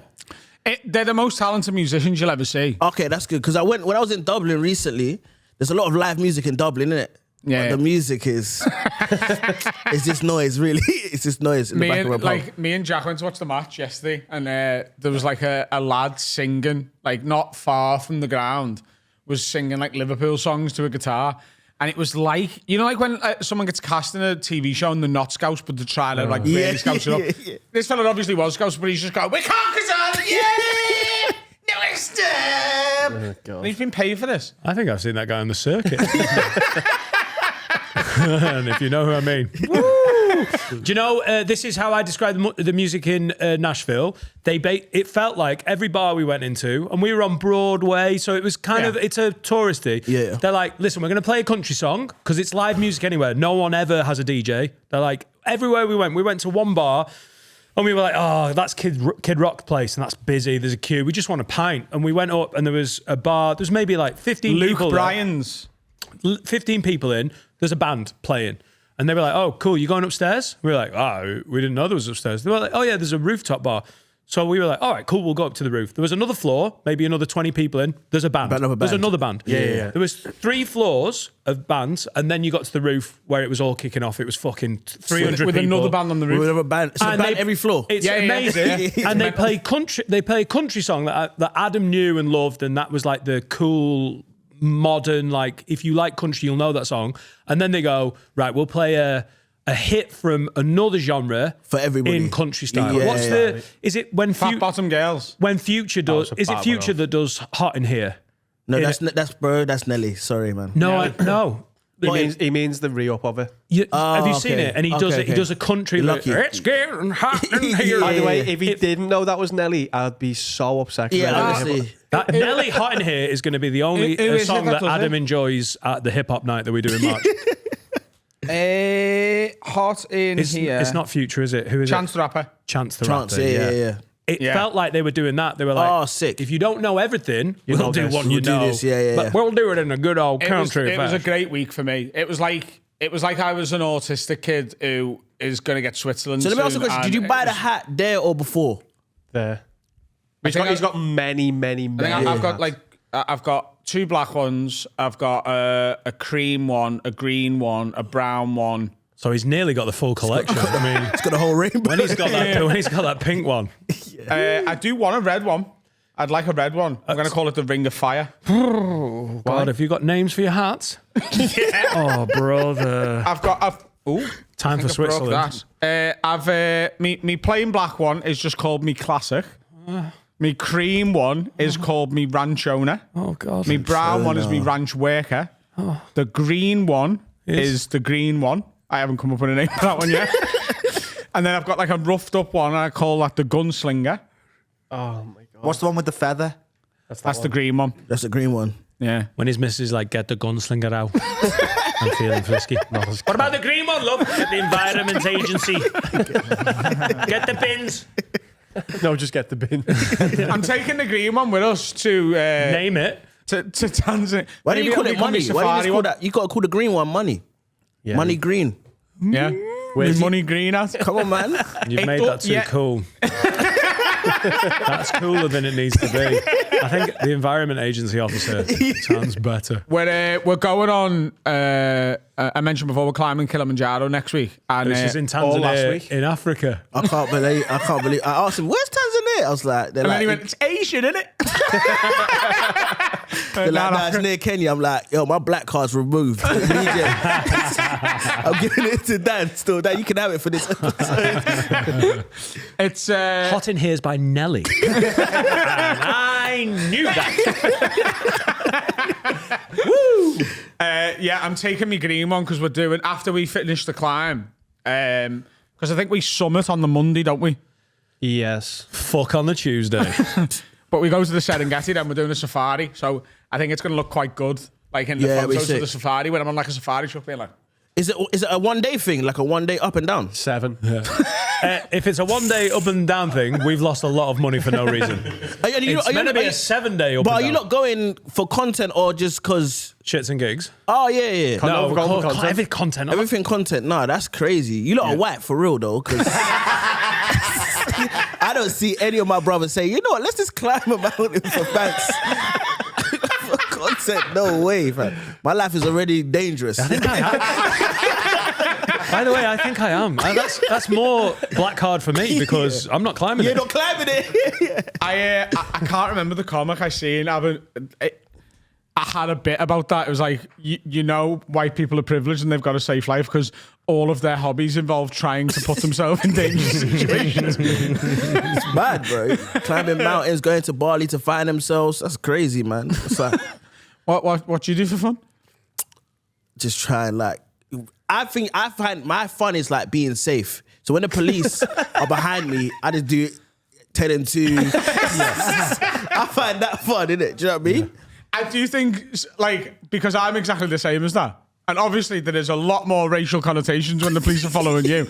But, like, I think the idea that, like, some of my black comic friends have that white people have with the police, it's like the police are coming past us and we're going, fucking pig, scum. Like, we're not... Oh, I drive. If the police are behind me, I drive drive like we've got quicker? 2 kilos of heroin in the boot. No, see, I for some reason, if I see the police, I'm like, I could be.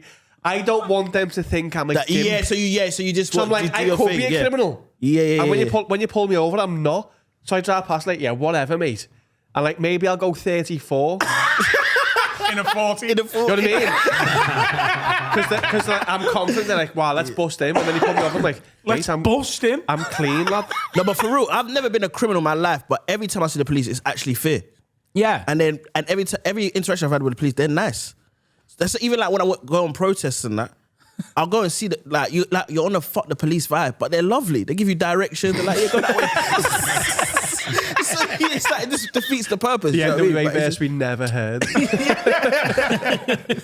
Yeah, I think any sort of authority, though, if I'm at the airport and I put my bag through the security thing, obviously I packed that bag like an hour before I got there, but in my head I'm like, oh, I've put like a nuclear weapon in there. Yeah. There's definitely like bombs and guns and like it's obviously found its way into that. Like you're always suspicious of yourself. Well, I always think like someone who's a drug dealer has touched me because we do that thing where like they scan your arms, don't they? Yeah. And like they see if you've got any drug residue on you, and that can be like from They days. can't do you for that, though. They can't do you for having They can't do you for a drug dealer's fingerprint. No, but I'm Can they? saying if Can you've they? got like it on your hands, they're most probably going to take your bag and then take your bag off the plane and stuff because they're like, oh, it might be in the bag. So if someone has a line of Charlie and then like gives me a high five in the airport. Yeah. Have you never been scammed by that guy who makes you put your leg up on the thing? Yeah. Yeah, that's what they're looking for. They're looking for drug residue. I'm And, like, so if I'm I'm looking for bomb so if I'm residue. stood on a bit of cocaine, I can't go to the Bahamas. The Bahamas. Is that what you're telling me? I'm just saying they're looking for residue of bomb making material and drugs. Yeah. I thought it was more bomb than beak. Yeah, I think it's bombs, bro. Yeah. I think it's machinery. Yeah, if I've stood on like some C4, then You wouldn't be fine. here.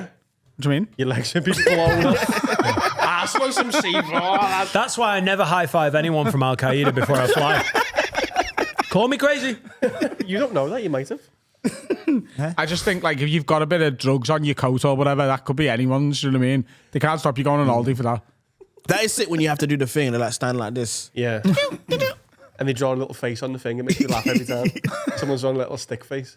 Who's done that? That's what I always think. Yeah, same. It's got to be a banter guy who works there.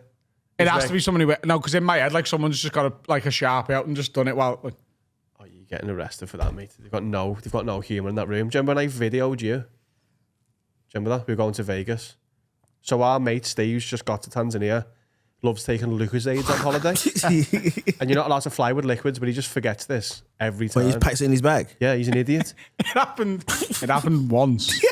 And since then, what Never we've let done go. is every time we go to the airport, one of us distracts Steve while the other one puts a Lucozade in He's in his his bag. bag. So we were going to Vegas. So we put one in his bag and like he got busted and he's looking at us like, oh, what the fuck? And I videoed like the whole thing, like laughing. And this woman came over and went, give me that camera now, delete it. She Oh, said, is you it? are not allowed to film in this room.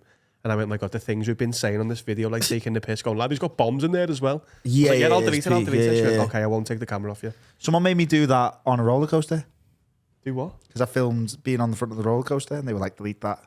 You're not allowed to leave here until you delete that." I don't know if they wanted, like, in case it ruined the experience for everyone else. What roller was a banana slip? Spoilers? It was the Yeah, spoilers on a roller yeah, coaster. it was the Alpine one in Blackpool, and they were like, "Absolutely not." It's just because they want you to buy their photographs, not because of like international I wasn't- terrorism. I wasn't filming me. I was filming the experience. The avalanche? Yeah. The white one? Yeah. And I was going, "Whoa!" And they were like, "Absolutely not." But like, surely that's good PR for the roller coaster. Like, look how much fun that fella was. Also, I love the authority of the pleasure beach. Give me that camera. Delete it. Well, they've made it so you can't No. take a picture of the screen now. Have you seen Yeah, that? did you actually give him did you actually delete the video though? Yeah, I was like 14. It was a school Oh, trip. okay, that's different. Yeah, I You mean, gotta also, know- I'd do it now as well. I'm pretty No, you're spineless. right. No, you're right. I'd be causing murder. I'd be like, no. yeah, My I would've- footage. yeah. In Blackpool, they said no. Yeah, I don't want to be here anyway. Fucking Blackpool. I'm scared of roller coasters, so like that would be quite good for me because I'd get the experience and not have to have Watch any it, of the yeah. fear, you know. I love I'm it. scared of roller coasters. I'm scared of flying and all of that. Yeah. Yeah, same. We've got to get in a helicopter next week. Nah, that's mad, man. It's either that That's or after mad. we've got to the top of the mountain, climb back down for 12 hours or a 30-minute helicopter ride. Yeah. And free R.I.P. Kobe, but yeah. And Good there was luck, guys. a fatal helicopter crash just 4 weeks ago. Christmas Day. So chances are it won't happen again. What, there? Exactly. Yeah. Literally what we're doing. Oh, guys, I'm so. Anyway, I'll have the studio. That's anyway. That's calm. You'd be our last guest if we all die. Yeah, that'll be sick, man. Every single person we tell goes, oh, shit. They don't go, wow. They go, oh, are you ready? And we go, no. They all have that reaction of like, Yeah, but also, like, no one really knows if it's hard or not. Do you know what I mean? Everyone's just like, oh, I can imagine that to be difficult. He didn't even know where it was. Yeah, no, not for me. The climbing thing is calm. I'm talking about the helicopter thing is Yeah, the that's what scary I'm worried bit. about. Yeah, that's Yeah, the yeah. scary bit for me. Yeah. Imagine 100%. doing all that work and then it's like when the Queen did the Lizzie line, then she died. It's just like all of that hard work. She's gone. This is the kind of conspiracy I'm into. Yeah, I'm not happy with the helicopter. Man, Yeah. Just have 4 litres of sangria. I'm going to take a bottle of whiskey up with me and I'm going to chin that before I get in the helicopter because then I'll just be pissed in a that's a good mood. good Yeah, idea. Well, it will hit you so much harder though. I know. I had a pint in Denver and I got drunk off one pint. A bottle of whiskey, you'll be. I'm just going to Mortal. close my eyes and put my AirPods. So wait, are you going to drink it on the way up or when you get the top? So you asked before, is it a 1 day up and down thing? So it takes us 7 days, right? So the last day, the second to last day, we get up at 6 a.m. We start walking at 8 a.m. and we walk until 6 p.m. It's a 10-hour walk. Oh my When we get there, we have a 4-hour kip if we can sleep, which we've been told we probably won't be able to. Why wouldn't we be able to sleep? It's very hard to sleep at that altitude. A level, We're on pills. Yeah, but also getting on the shite. Yeah. So we get 4 hours and then we start again. At midnight. We start at midnight. We start at midnight, Really? and that's a 14-hour walk to the summit and back to that camp. And at that point, we can either get the helicopter down or walk another 12 hours. So it would be 26 hours of walking continuously if we walked all the way down. So what I'm going to do is when we get back to the camp at the end of the 14 hours, when the helicopter's on the way up to get us, that's when I'm going to have about 350 ml of bourbon. How ridiculous is it that next week we're going to be waiting for a helicopter to get us off a mountain? It doesn't feel real. I really don't like honestly, like I've decided, because we climbed Snowdon in Wales the other week and the walk down was so horrendous. I was like, oh, I'm getting in the helicopter. Yeah. But now every time I think about the helicopter while I'm sat here and sober and not in pain, I'm like, I'm not getting in a fucking helicopter, but I know I will be at the time. So I'm just going to take a bottle of bourbon and chin it. And I've said Carl's got to get in because there's going to be 2 helicopters coming to get us, I think. Oh, really? Yeah, because there's 7 of us. And I think I've said me and Carl have got to be in the same one because if I die, he's fucking dying as well. And I agreed. I was like, yeah, totally. I love that. I love can't die that. and he doesn't die, or like it's just the way it Doesn't is. We work, go together, Yeah. The FOMO. The only reason I don't want to die is FOMO. Really? Have you got bad FOMO? Yeah. Well, So you care about... That's the only reason I'm scared of death. Really? Like if there's nuclear war or like an asteroid coming to Earth, I'm chill, me. I'm like, yeah, we're all gone, not asked. Yeah. But there's no way, like You just don't want to go yourself. And everyone else Just carry on. stays, There's no yeah. way Jack's watching Liverpool win another league and I'm fucking in heaven watching fucking reruns of The Simpsons. Well, or something. it upsets me that the year I die, there'll just be a Champions League final anyway. Like they won't go, nah, stop it. They'll just go, yeah. But don't you feel like... I feel like I've seen everything now. I'm ready. I'm ready to go, man. How old are you, Andrew? 30. Are you an Just Arsenal 30. fan? No, I'm actually Palace. Okay, I suppose you've seen everything. I've seen everything. Feasible. Yeah, that's what I'm an FA gone. Cup will do. I'm done, man. I'm ready. God, whenever you're ready, I'm ready. Do you know what I mean? That's how I look at it. Also, I find life kind of long. Do you know what I mean? You ready for a break? I'm ready, man. Like, I wish I could like die for a year and then come. You know what I mean? Just, I have thought that before. do you know what I mean? Just like take a year off and then come back. Because I just find a slog. Everything that's like getting a train, everything. I just like, this is long. Then you got to wake up and do it again. And I've done everything I want to do. I've had all the sex. I've done the gigs. I've seen it. Crystal Palace win the FA Cup. I'm ready. Trust me.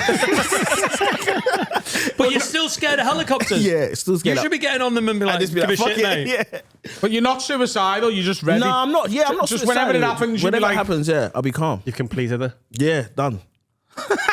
That's a good way of living life, though, isn't it? Yeah, I feel free. I don't care about anything apart from like doing comedy, having fun, and that's it.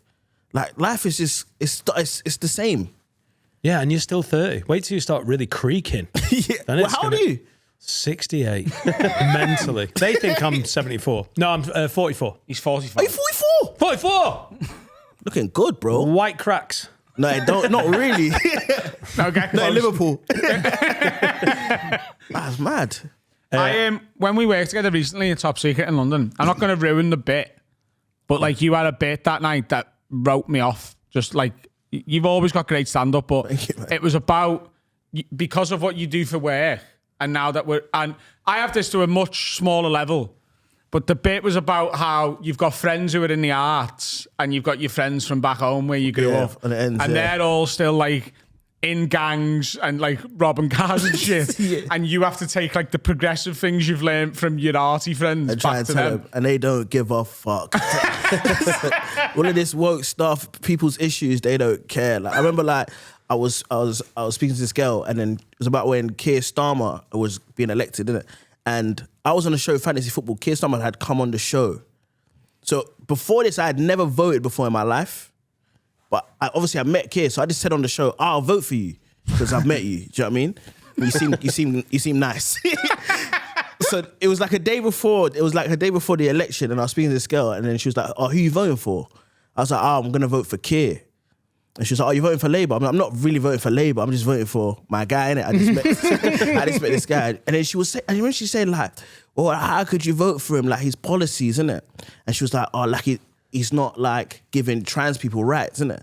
And I was like, I never even thought. I was like, we're in the ends now. Should we go and ask everyone what their issues are? The last thing they're talking about is trans athletes. They're talking about, I need my bins to be taken quicker. I need wages. trans athletes, it's just such a privileged thing, innit? Do you know what I mean? All of those kind of issues. But when I told the man them that, they're just like, Andrew, what the fuck are you talking about? Like, Leah Thomas, who the fuck is that, fam? Do you know what I mean? They don't give a shit, honestly.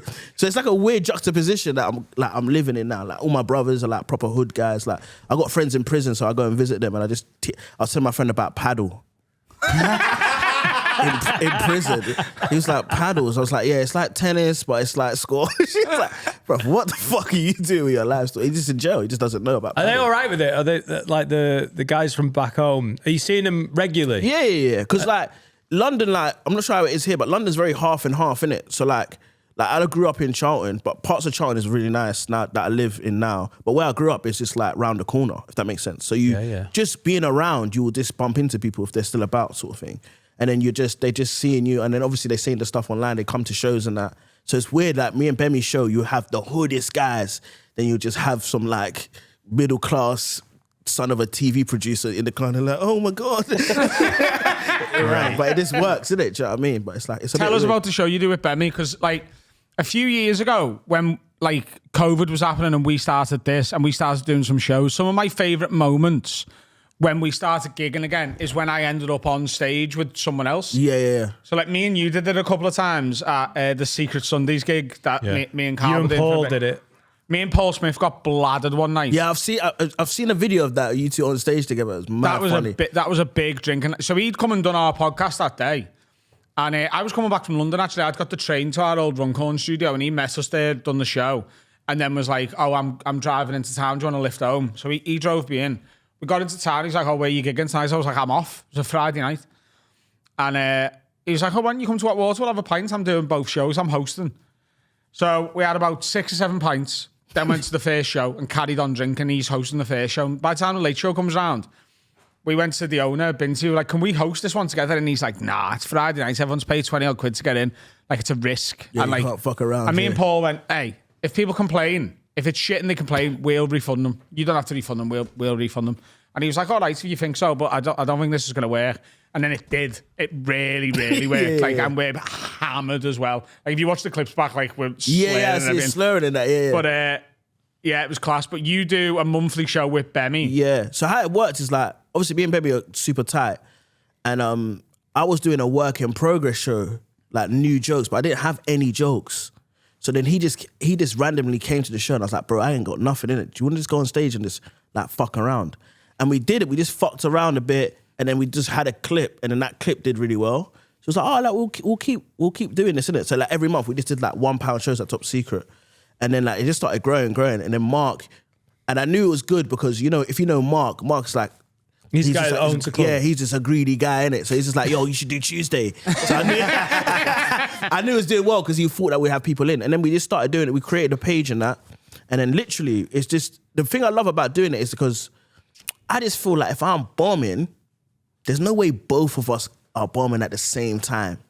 So if I'm having an off night, he'll just carry me. And I'll just like feed him. That's what happens in here. Yeah, that's kind of how it feels. And then it's the like, magic is when you both turn up and you're like, we're both flying it. yeah. And then it takes it to another level. But then yeah, people just been loving it, like loving the clips and like we've been selling out shows and like hopefully, and also we've been writing stuff together. So how it works, like we'll write stuff together, we'll both try it separately in different places, and then we'll just come together and be like, oh, we'll say it like that. And then we're just gonna end up hopefully 27 going on a tour with like an hour of stuff that we've come up with. So. How does the show work on the night? So is it you two hosting and bringing on your mates and that? Yeah, but literally, so we'll have us doing crowd work in the first section, then we'll bring on 2 acts in the first half break, and then we'll go on and the whole show's called We Saw That, so it's just things that we've seen that we'll have takes on, and then we'll do that in the second section, then bring on a last act, and then at the end we'll play some sort of like, we do some sort of set piece like a game or something. So like for example, Black History Month, we did a black trivia quiz,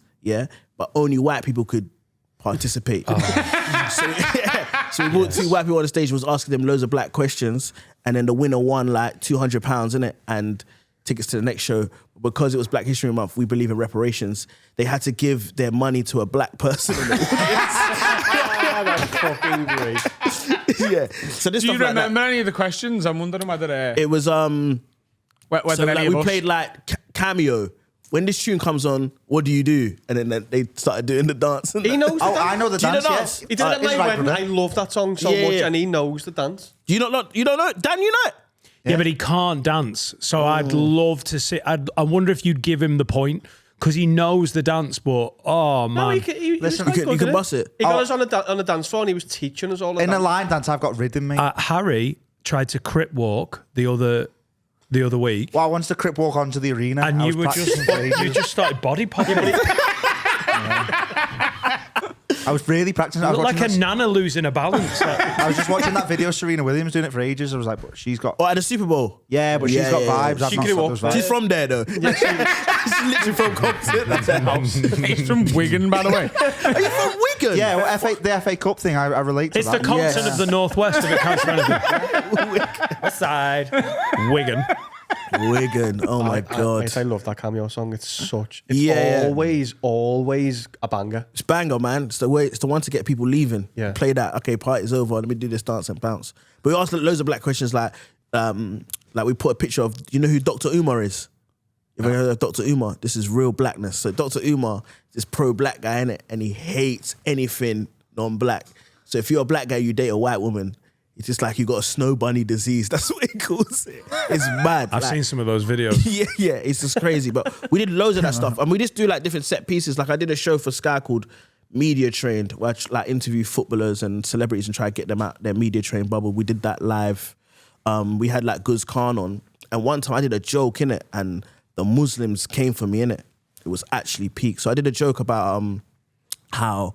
So he's doing it again. Yeah, I'm gonna do it. Yeah. Because I got Guz on my side now. So it's like, Nice. so basically, I was writing. It was on Fantasy Football. I was writing a joke about Ronaldo, about how he's just gone to Saudi, innit? And I said Ronaldo is like the most influential guy in the planet, innit? Like this guy's gone to Saudi, a country like where like if you can't live with a woman that you're not married to, and he turned up and said, "Listen, if you guys want me to play in this country, I'm living with my girlfriend." Like that, they changed the law, innit? I'm like, that's mad. The country where Mecca is, we're like, oh, forget the Quran, we follow CR7 now.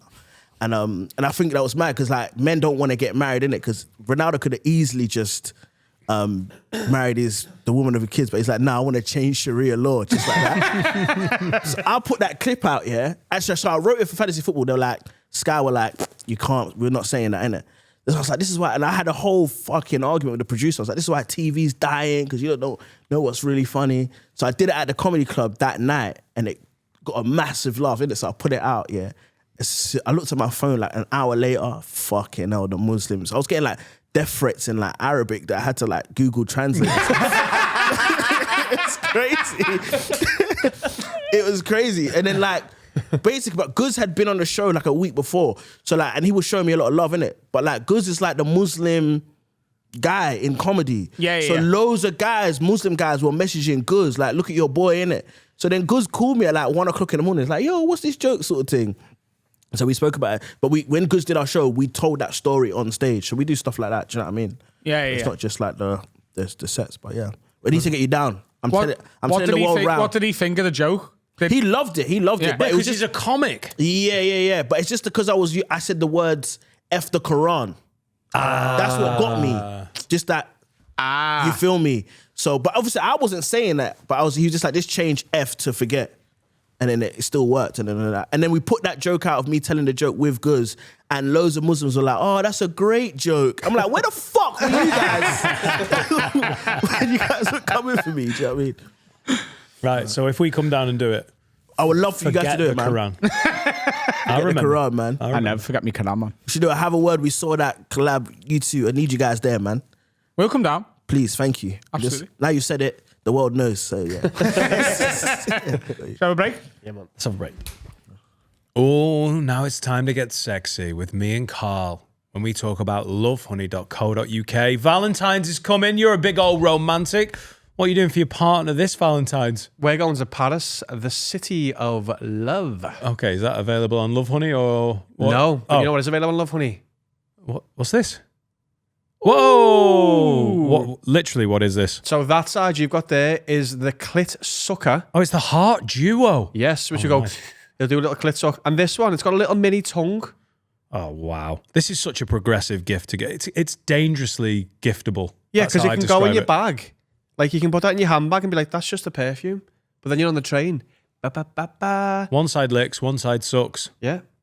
This is what you need to be doing for Valentine's. What? Oh, I'm going to get roses. Boring. No. Get something that tickles your Mrs. Biff. They want roses, but they want a Biff smoking rose, mate. The rose. There's so many sex toys. There's so many lubes. There's so many outfits. Love Honey is the absolute boss of all of this. How's your sex life? Is it good? It can be better. Lovehoney.co.uk, and you can use code AFF-word20. And within the Valentine's sale that they're doing, you can get up to 50% off. So there's loads of things on offer. Then you use our code and you can get another 15% off. There are so many savings on all the sexy things on lovehoney.co.uk. And there's loads of stuff. There's stuff at the bottom, like this, like the simpler stuff. Oh, I'm new to the game. And then there's expert stuff that you can do all mad stuff to. And have a look. They've got the best. It's Valentine's Day to fuck. Yeah, I love Valentine's Day. Lovehoney.co.uk. Check it out. You broke my heart. Part 4 of 4. Why? If you don't do it, I feel like we should. Listen, we call this podcast Have a Word. Have you got anyone you want to have a word with, Andrew? Yeah, I need to have a word with Bemi because there's something I can't convince him on, innit? This is, by the way, this is a great little wrinkle of people who pod with another comedian who are like, right, finally, let's air some dirty laundry on another pod. Yeah. So basically, I'm trying to convince him that Italian food is the most overrated thing on earth. He says in a full Italian tracksuit. Yeah. I'm telling you, I'm taking a piss. But no, for real, like not just the most overrated food. I think it's the most overrated thing. It's more overrated than like threesomes and all that kind of stuff. And I think it's actually British food is on par with Italian food. Wow. Yeah. Mate, 30% of British food is Italian food, isn't it? Kind of, yeah. But that's what I'm trying to say. It's the same food. But because Italians are more handsome and more beautiful, we give them more love because the weather's better. But really and truly, if you look at the food for food, I think we beat them. Really? Yeah. And when you're saying British food, you're not... You're fish and chips, pie and chips. I'm talking fish and chips, apple pie, Roast beef, Sunday roast. Nah. Chicken tikka masala. That's us. Yeah. Full English. If you put that against pizza, whatever, we beat them. Wow. Italian food is overrated. It's just cheese and bread. Yeah, but Bit of pasta. And if you think about it though, I get a meal, you get a meal, different meal. The guy will come and say, "Do you want cheese?" Now we got the same meal. If you think about it, It's my least favourite cheese as well. cheese. So Very yeah, dry cheese.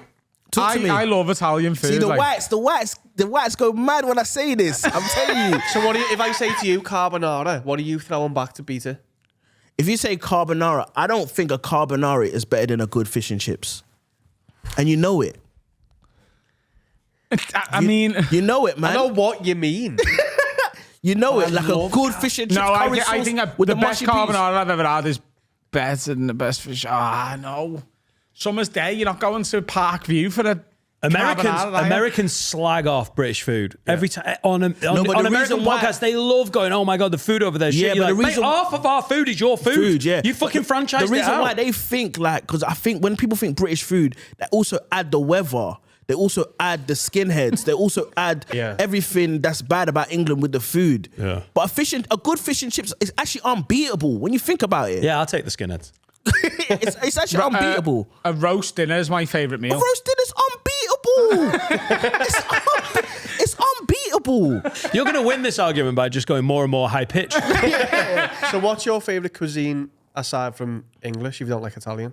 No, like obviously I like black food, innit? So African, Jamaican food, like Indian food, they've got so much flavour. Yeah. But so if I go to a restaurant, why am I paying £60 for a couple of pastas? That don't make no sense. I'm actually paying for the chandelier in the restaurant and the guy with the fancy voice. That's what I'm really paying for.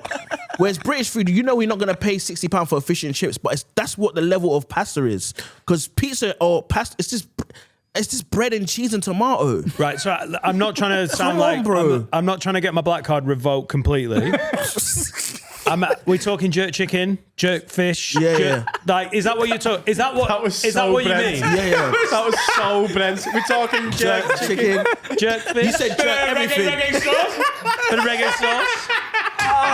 Berry sauce. What are we talking? No, but I want to know. Is there a gaff round yours that is like the Yeah. place? So okay. So there's a place, No chandeliers. there's a place called in Deptford. Yeah. It's South London, Deptford, called Little D's. Yeah, Jamaican. I want it to be called Little D's. Little D's. The people in there, no customer service. They're so rude. It don't matter. The flavors coming from the kitchen, you can smell it down the street. It's packed, and it's cheap. It's what it is. But if I go, How much is a plate? so I could get. I'm not allowed to say the food because I'll get fucking rinsed again. Yeah. No, so I could get Kiss me mixed. teeth. I could get mixed.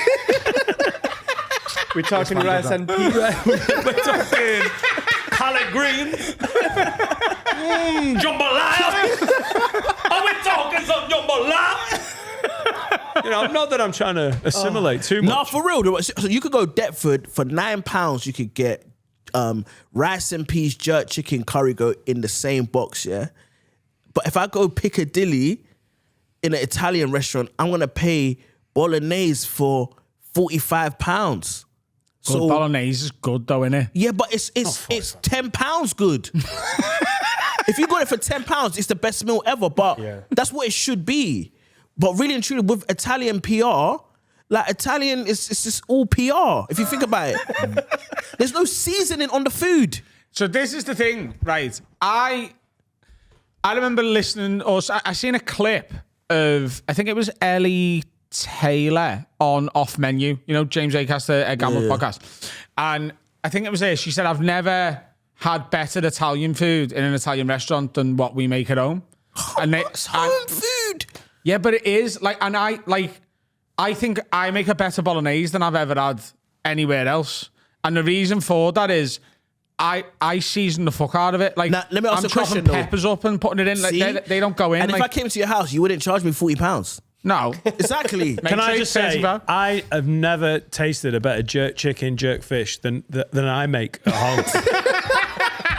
Because Papa know what he like. Like a little bit of jerk, a little bit of chicken, a little bit more jerk, a little bit of fish. How much is this box then for like the... So if a large one is like £9, a small one is £7. Yeah. Deptford, you might get robbed on the way there, but it's calm. You ain't got much money on you anyway.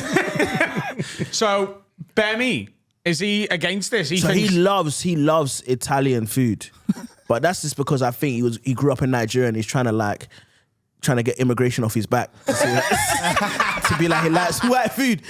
Honestly, I don't see how because like even in my house, yeah, if my mum's cooking, innit, I actually do believe like no first world country's food can be that good because you need a bit of pain and suffering and poverty for your food to be that. Like if you go to a Somali restaurant, it's lit in there because they know we might not eat again. So we get into it. Do you get what I'm trying to say? That's how I believe. So Italian food can't be top 3. They've had it too good. They've had it. Life is too good for them.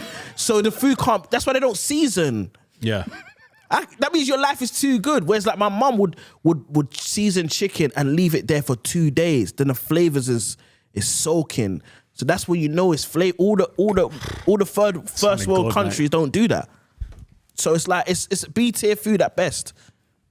How do you know what it's a good argument? Come on, man, have a word, bro.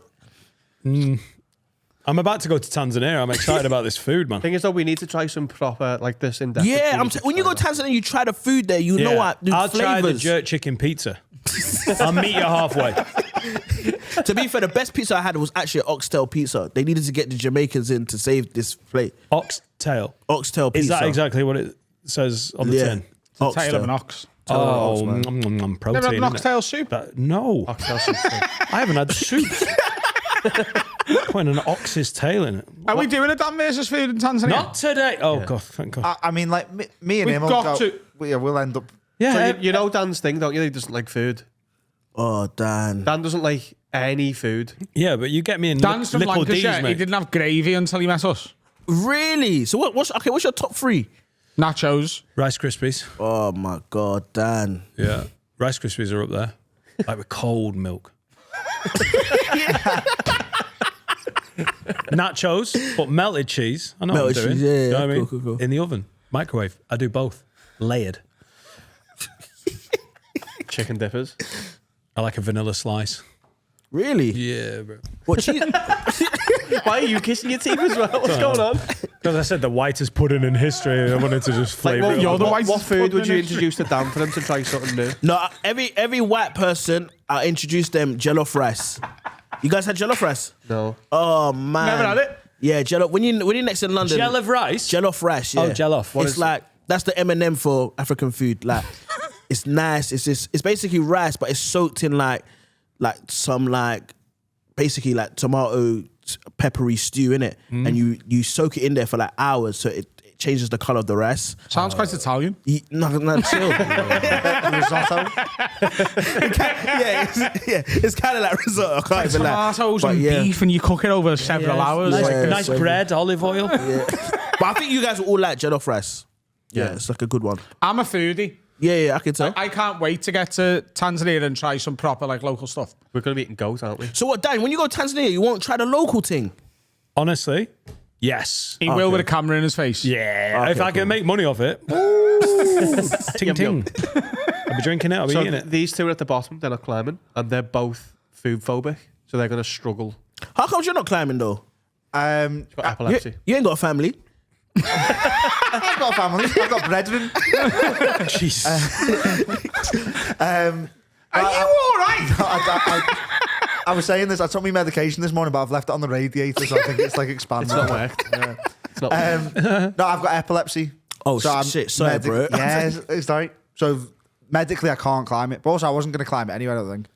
Yeah. He could climb. Also, But is it- if he is gets it tired, he's more likely to have an epileptic fit, Yeah, and I'd be- apparently it's quite tiring. But is it epilepsy like lights? It's just No, tiredness. it's to do with sleep. So I'd be like body popping on the top of Killy. Oh yeah, And bro. it's Don't like- climb, man. Yeah, you're good, man. But they're going to be making footage at the bottom to like oppose what we're doing. They're going to be having fun while we're not. Hey, by the way, we're all fucking laughing at me, but I like a little bit of spice and I like chicken. So as long as they don't fuck around with it too much, that sounds great. Yeah. What about the other animals though? Like goat. Goat's quite common. Yeah, but as long as they don't tell me it's goat, if they're like, oh, it's I some of reckon that, when the menu says curried goat, I reckon you might like sort of. yeah, you're gonna have to order for me, I reckon we'll go to the market at some point. There'll just be goat hanging up. You know what right? I mean? Well, I won't buy Is it. that their main meat? Go. I know they like goat. Yeah, we have been sort of informed about that. I reckon you trying to curry goat's a good Dan versus Fear. I will smash it. There's one day where we're cooking for a Tanzanian family. So I don't know how that's been agreed to, but that's going to be one of the most disappointing 3 hours of that family's life. Because do they sell vanilla slice in Tanzania? Maybe we should bring stuff. That's should perishable. No, You're like not going to get a vanilla slice through the border. Things that have never been said before. You can't get a vanilla slice through the Tanzanian border. That poor family, you two tearing up fucking the kitchen up and serving the shittest. Do you like nachos? Also, I gotta say, British desserts though, top tier. Thank you. Oh, trifle. Trifle, Right up there. vanilla slice, apple pie, apple crumble. It's the bread pudding thing. What's that? What you call that? Suet. Yeah, come on, man. Oh no, that's cheesecake. that's a Bread pie. Cheesecake. Cheesecake. Come on, man. Bread and- Cheesecake. yeah, Is that bread and American butter. cheesecake? Yeah, to be Is it? fair, it is American. Yeah, the New York slice. Yeah, Yeah, gooey caramel cheesecake from Nando's. it's a good one. Yeah, I like. Do you like Elite. rice pudding? yeah. If I'm hungry, Yeah, I like rice. I'm gonna be pudding. struggling though. To be like, we have some rice pudding. Not in the same. It's not in the same fucking ballpark as those first It reminds ones. me of Nan's house. She used to have a little bowl of rice pudding. Oh, after yeah. After every tea. Like I'd probably quite enjoy an Angel Delight, but that's a lot of nostalgia in it because it's Yeah. just like Yeah, strawberry yeah. foam. Slop. Eating mess. Eating mess is good. Eat a mess, That yeah. just reminds me of grammar school boys and jizz. I think. It shouldn't do because you've never had that. Well, no. Well, have you? Eat and mess sounds like. Do you know the soggy biscuit game? That Yeah. yeah. Just meringue, strawberries, and cream. I know what it is, but it makes me think of like Cum. yeah. Have you ever played Soggy Biscuit? Because you went to like a school, didn't you? Did you go to private school? You went to school. I did go to a school. It's like a boarding He went school, to a wasn't it? grammar school. I went to a grammar school. Yeah, but it was grammar by name, but there's no jizz on biscuits, Oh, okay. It was and just, that was in the prospectus. You played rugby though, didn't you? We played but that's gay. I mean, we touched other men as part of a sport. Ugh. Was it rugby? Yeah, we weren't allowed to play. We were allowed to play footy in the breaks, but the actual sport that we practiced in like PE was rugby. Rugby and cricket in the summer. Yeah. Why did I ever in my head? We that didn't you play played football. lacrosse. No football team at the school. Wow. No, it's mad, innit? Did you not play lacrosse? I feel like you want me to have We played played lacrosse. Lacrosse was a PE lesson. You played lacrosse, you fucking Tories! No, we had some lessons where we played lacrosse. We did play hockey, but there was an outbreak of lesbianism within the boys. So we had to really wind it in. I had it in my head that you were in the lacrosse team. Why have I got that in my head? Because you put it in your own head. Lacrosse, you know. Is lacrosse is the one with the, the little the thing with the ball you have to. I don't know, mate, you tell me. It's the Abu Hamza like hook thing. It's like a basket on a stick. Yeah. No, we played just normal sports. Handball, but did you jizz in the polo, opens? water polo.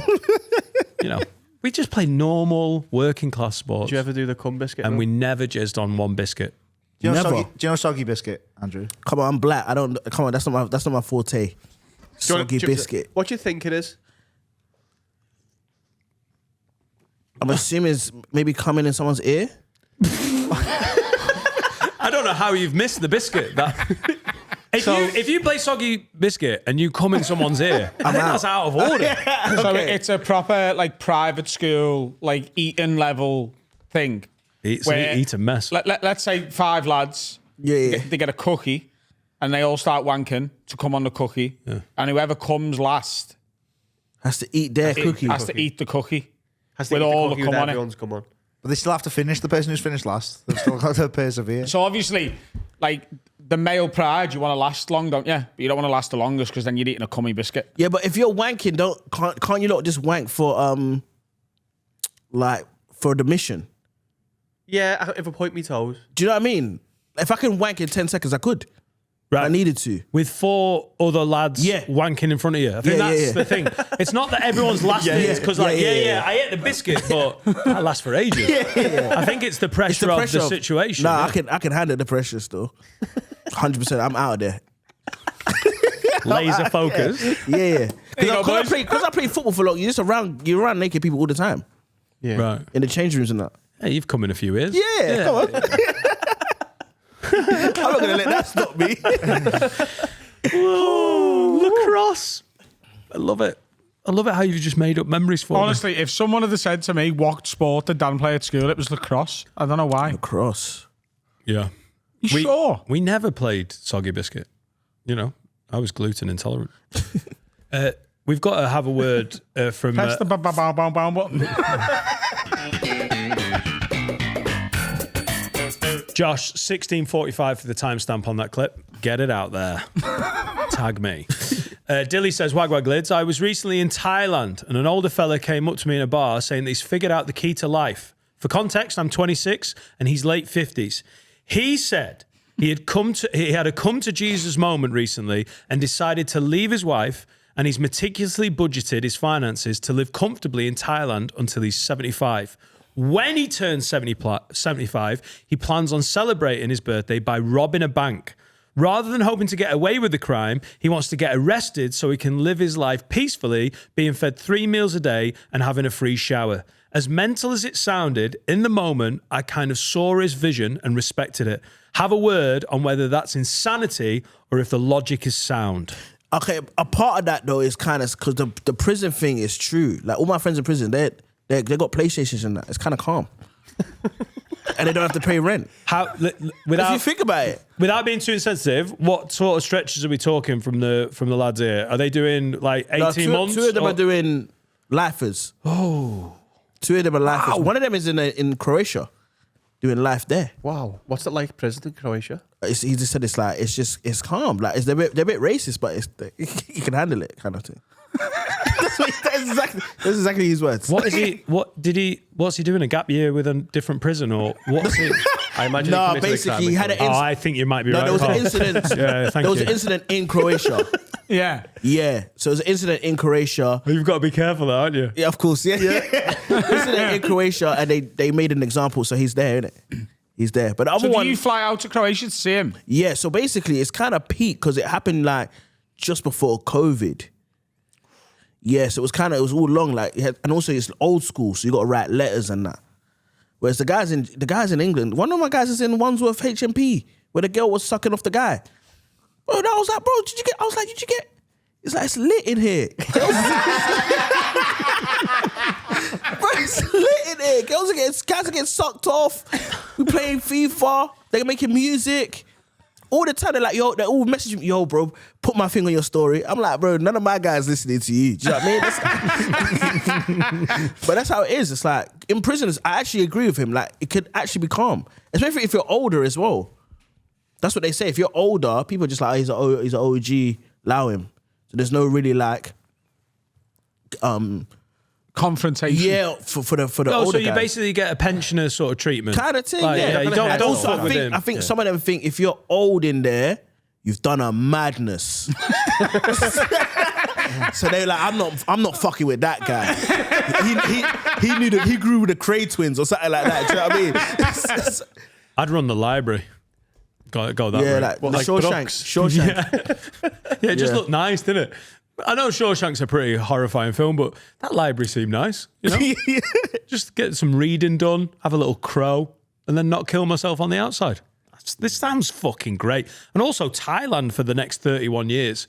That sounds fucking class as well. I've not been, but it Don't sounds go fun. to a Thai prison. I'm all in on this. Yeah, that sounds That's bad. sounds mad. I think if I like ever got into a situation where I had to murder someone and then I get caught and I'm going to trial and obviously I'm pleading not guilty, hoping my lawyer can get me off, I'm probably spending the whole trial time learning a skill. Fighting. What? Yeah. So to keep you alive in jail? Yeah, not like fighting. Fighting's a good skill to learn, though. No, but like I don't want any trouble in prison. Do you know what I mean? So like, if you can like fight cooking or something. If you can fight, then first of all, yes, some people will be scared of you and leave you alone. But then the hardest guy comes back in and gets told, "Oh, Adam Rowe's here. He's the hardest kid in here." Then he's going to want to scrap at me, and I can't be asked of that. So Constant I'd rather just be fighting. the guy who can do like the most keep you ups or something. Yeah. You know what I mean? And they'll leave you alone. Also, some people start. Some people cook with in prison with a kettle. Yeah. They know how to start. See, and what did they cook? Pasta. That's how easy it is. That's how easy it is. You can cook it in a kettle. Is that a thing? Do you have to, if you learn a skill and then you sort of... Well, if you get in there, someone comes up and goes, "Yeah, you fucking maggot, you. Welcome to the fucking prison, lad. You're getting your head punched in. Watch your fucking arsehole in the showers, you." And I go, "Fucking wait there, lad." Bit of magic or something, do you know what I mean? I'm Keep gonna them entertained. I'm going to learn calligraphy. And I'll make the letters home look really nice. Yeah, but that would work though. Tattooing's a good skill to know. Keep you ups, close up magic. Close up magic will get you through prison. Like a Denim, Are you a lifer? I'll make 2 years disappear. a Denim Brown kind of thing. You could learn that. But would you not talk about him leaving the country to live? Would you guys live? Could you guys see yourself living somewhere else? New York, I could live in. Phuket. Because that's the thing. He's saying, look, I'm leaving my wife. I'm moving to Thailand. I can't really see myself. I think his wife and kids would probably shit, you know what I mean? Yeah. Yeah, mine are good. so I don't think it's a great idea. Just good. By the way, the Denim Brown thing you said there, I think maybe being like some kind of clairvoyant, that's probably the best. Because you can learn that, can't you? You can learn it in like six months or whatever to be like a mind reader, like a 6 weeks. clairvoyant. Like there was a comedian on the circuit who he's not doing comedy anymore because he got caught being a paedophile. Wow. Oh, my really delicately done. But he did. Yeah. Is that all the mind tricks? I want you to imagine you're 18 years old. Like But he had a character that was like a clairvoyant, and he'd come on and he'd do like jokes about.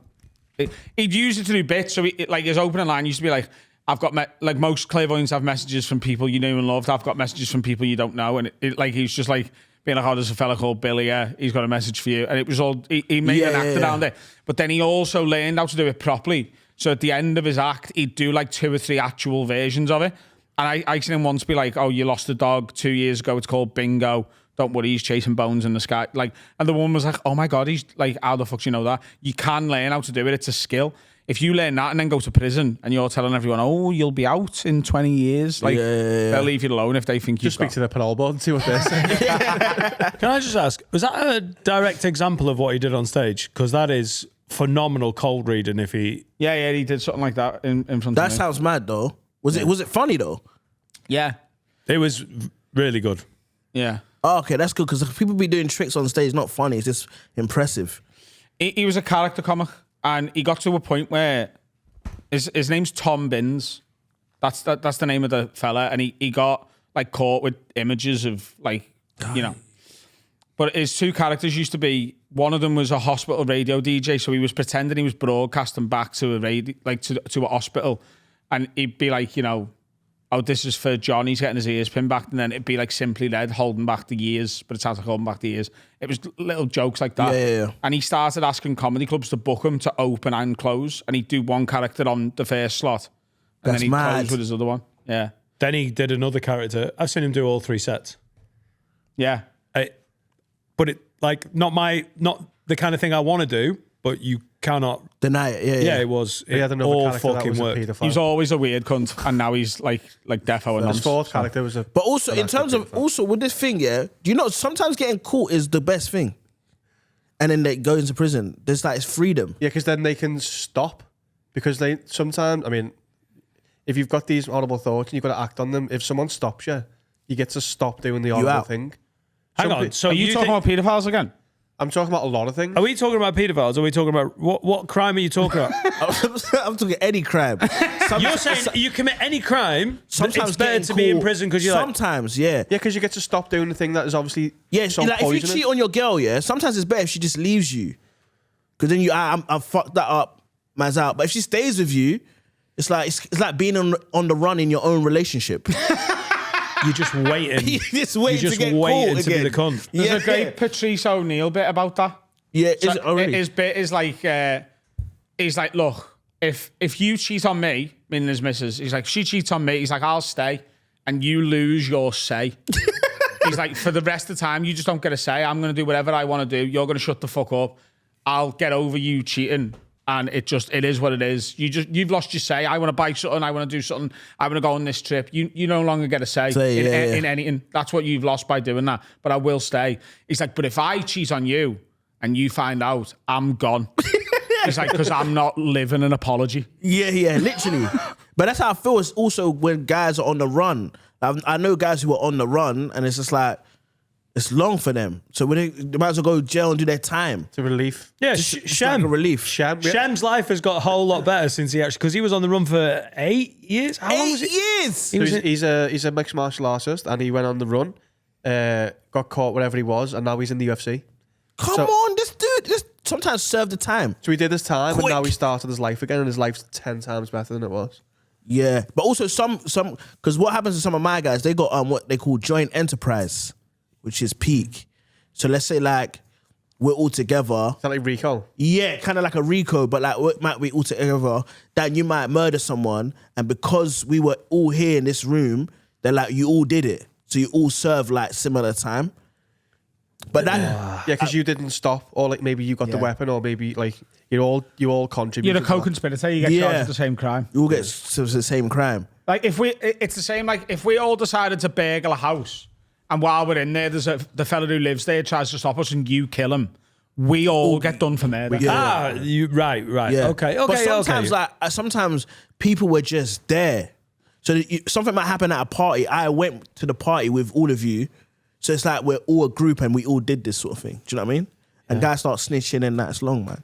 That's why I say the street life, just leave it alone. So if I rob a bank at 75 and we all did a podcast together, we'll Yeah, go and nick talking about together. it, That'd be yeah. class. We'll start a prison Well, if you podcast. told us you were doing it, then yeah. yeah, joint enterprise. Also, if you do that without telling us, I'm going to be fuming. I want I promise you this. I won't rob a bank without telling. I've run out of things to say on the podcast anyway. Got a new hobby. Robbing banks. Andrew, tell us where we can find you online. Tell us where and how we can get tickets for yours and Bemi's show, and plug anything else you want to plug. Oh yeah, thank you guys, man. You can just find us online. Me and Bemi's show is called We Saw That. We do a podcast every Friday that comes out, and our live show's last Tuesday every month. And it's just the link is in the bio. We Saw That Instagram and TikTok, man. And you guys are doing it, so yeah. Andrew, this has been a long time coming, and you have Thank you. smashed it today. That's going Thank to you for go having me, down man. fucking really well with everyone. Appreciate it. Thanks for coming on. AdamRowe.co.uk for tour tickets. There's loads. We've got a hip hop night on the 14th of March. I want to come to that, you know. I'd love you to be there. Yeah, I'll come. Just to validate some of the choices of songs you're making. When you say hip hop now, what do you just play? So he's going. So Ishan's going to DJ, but he's using only songs that I've got South Asian samples in.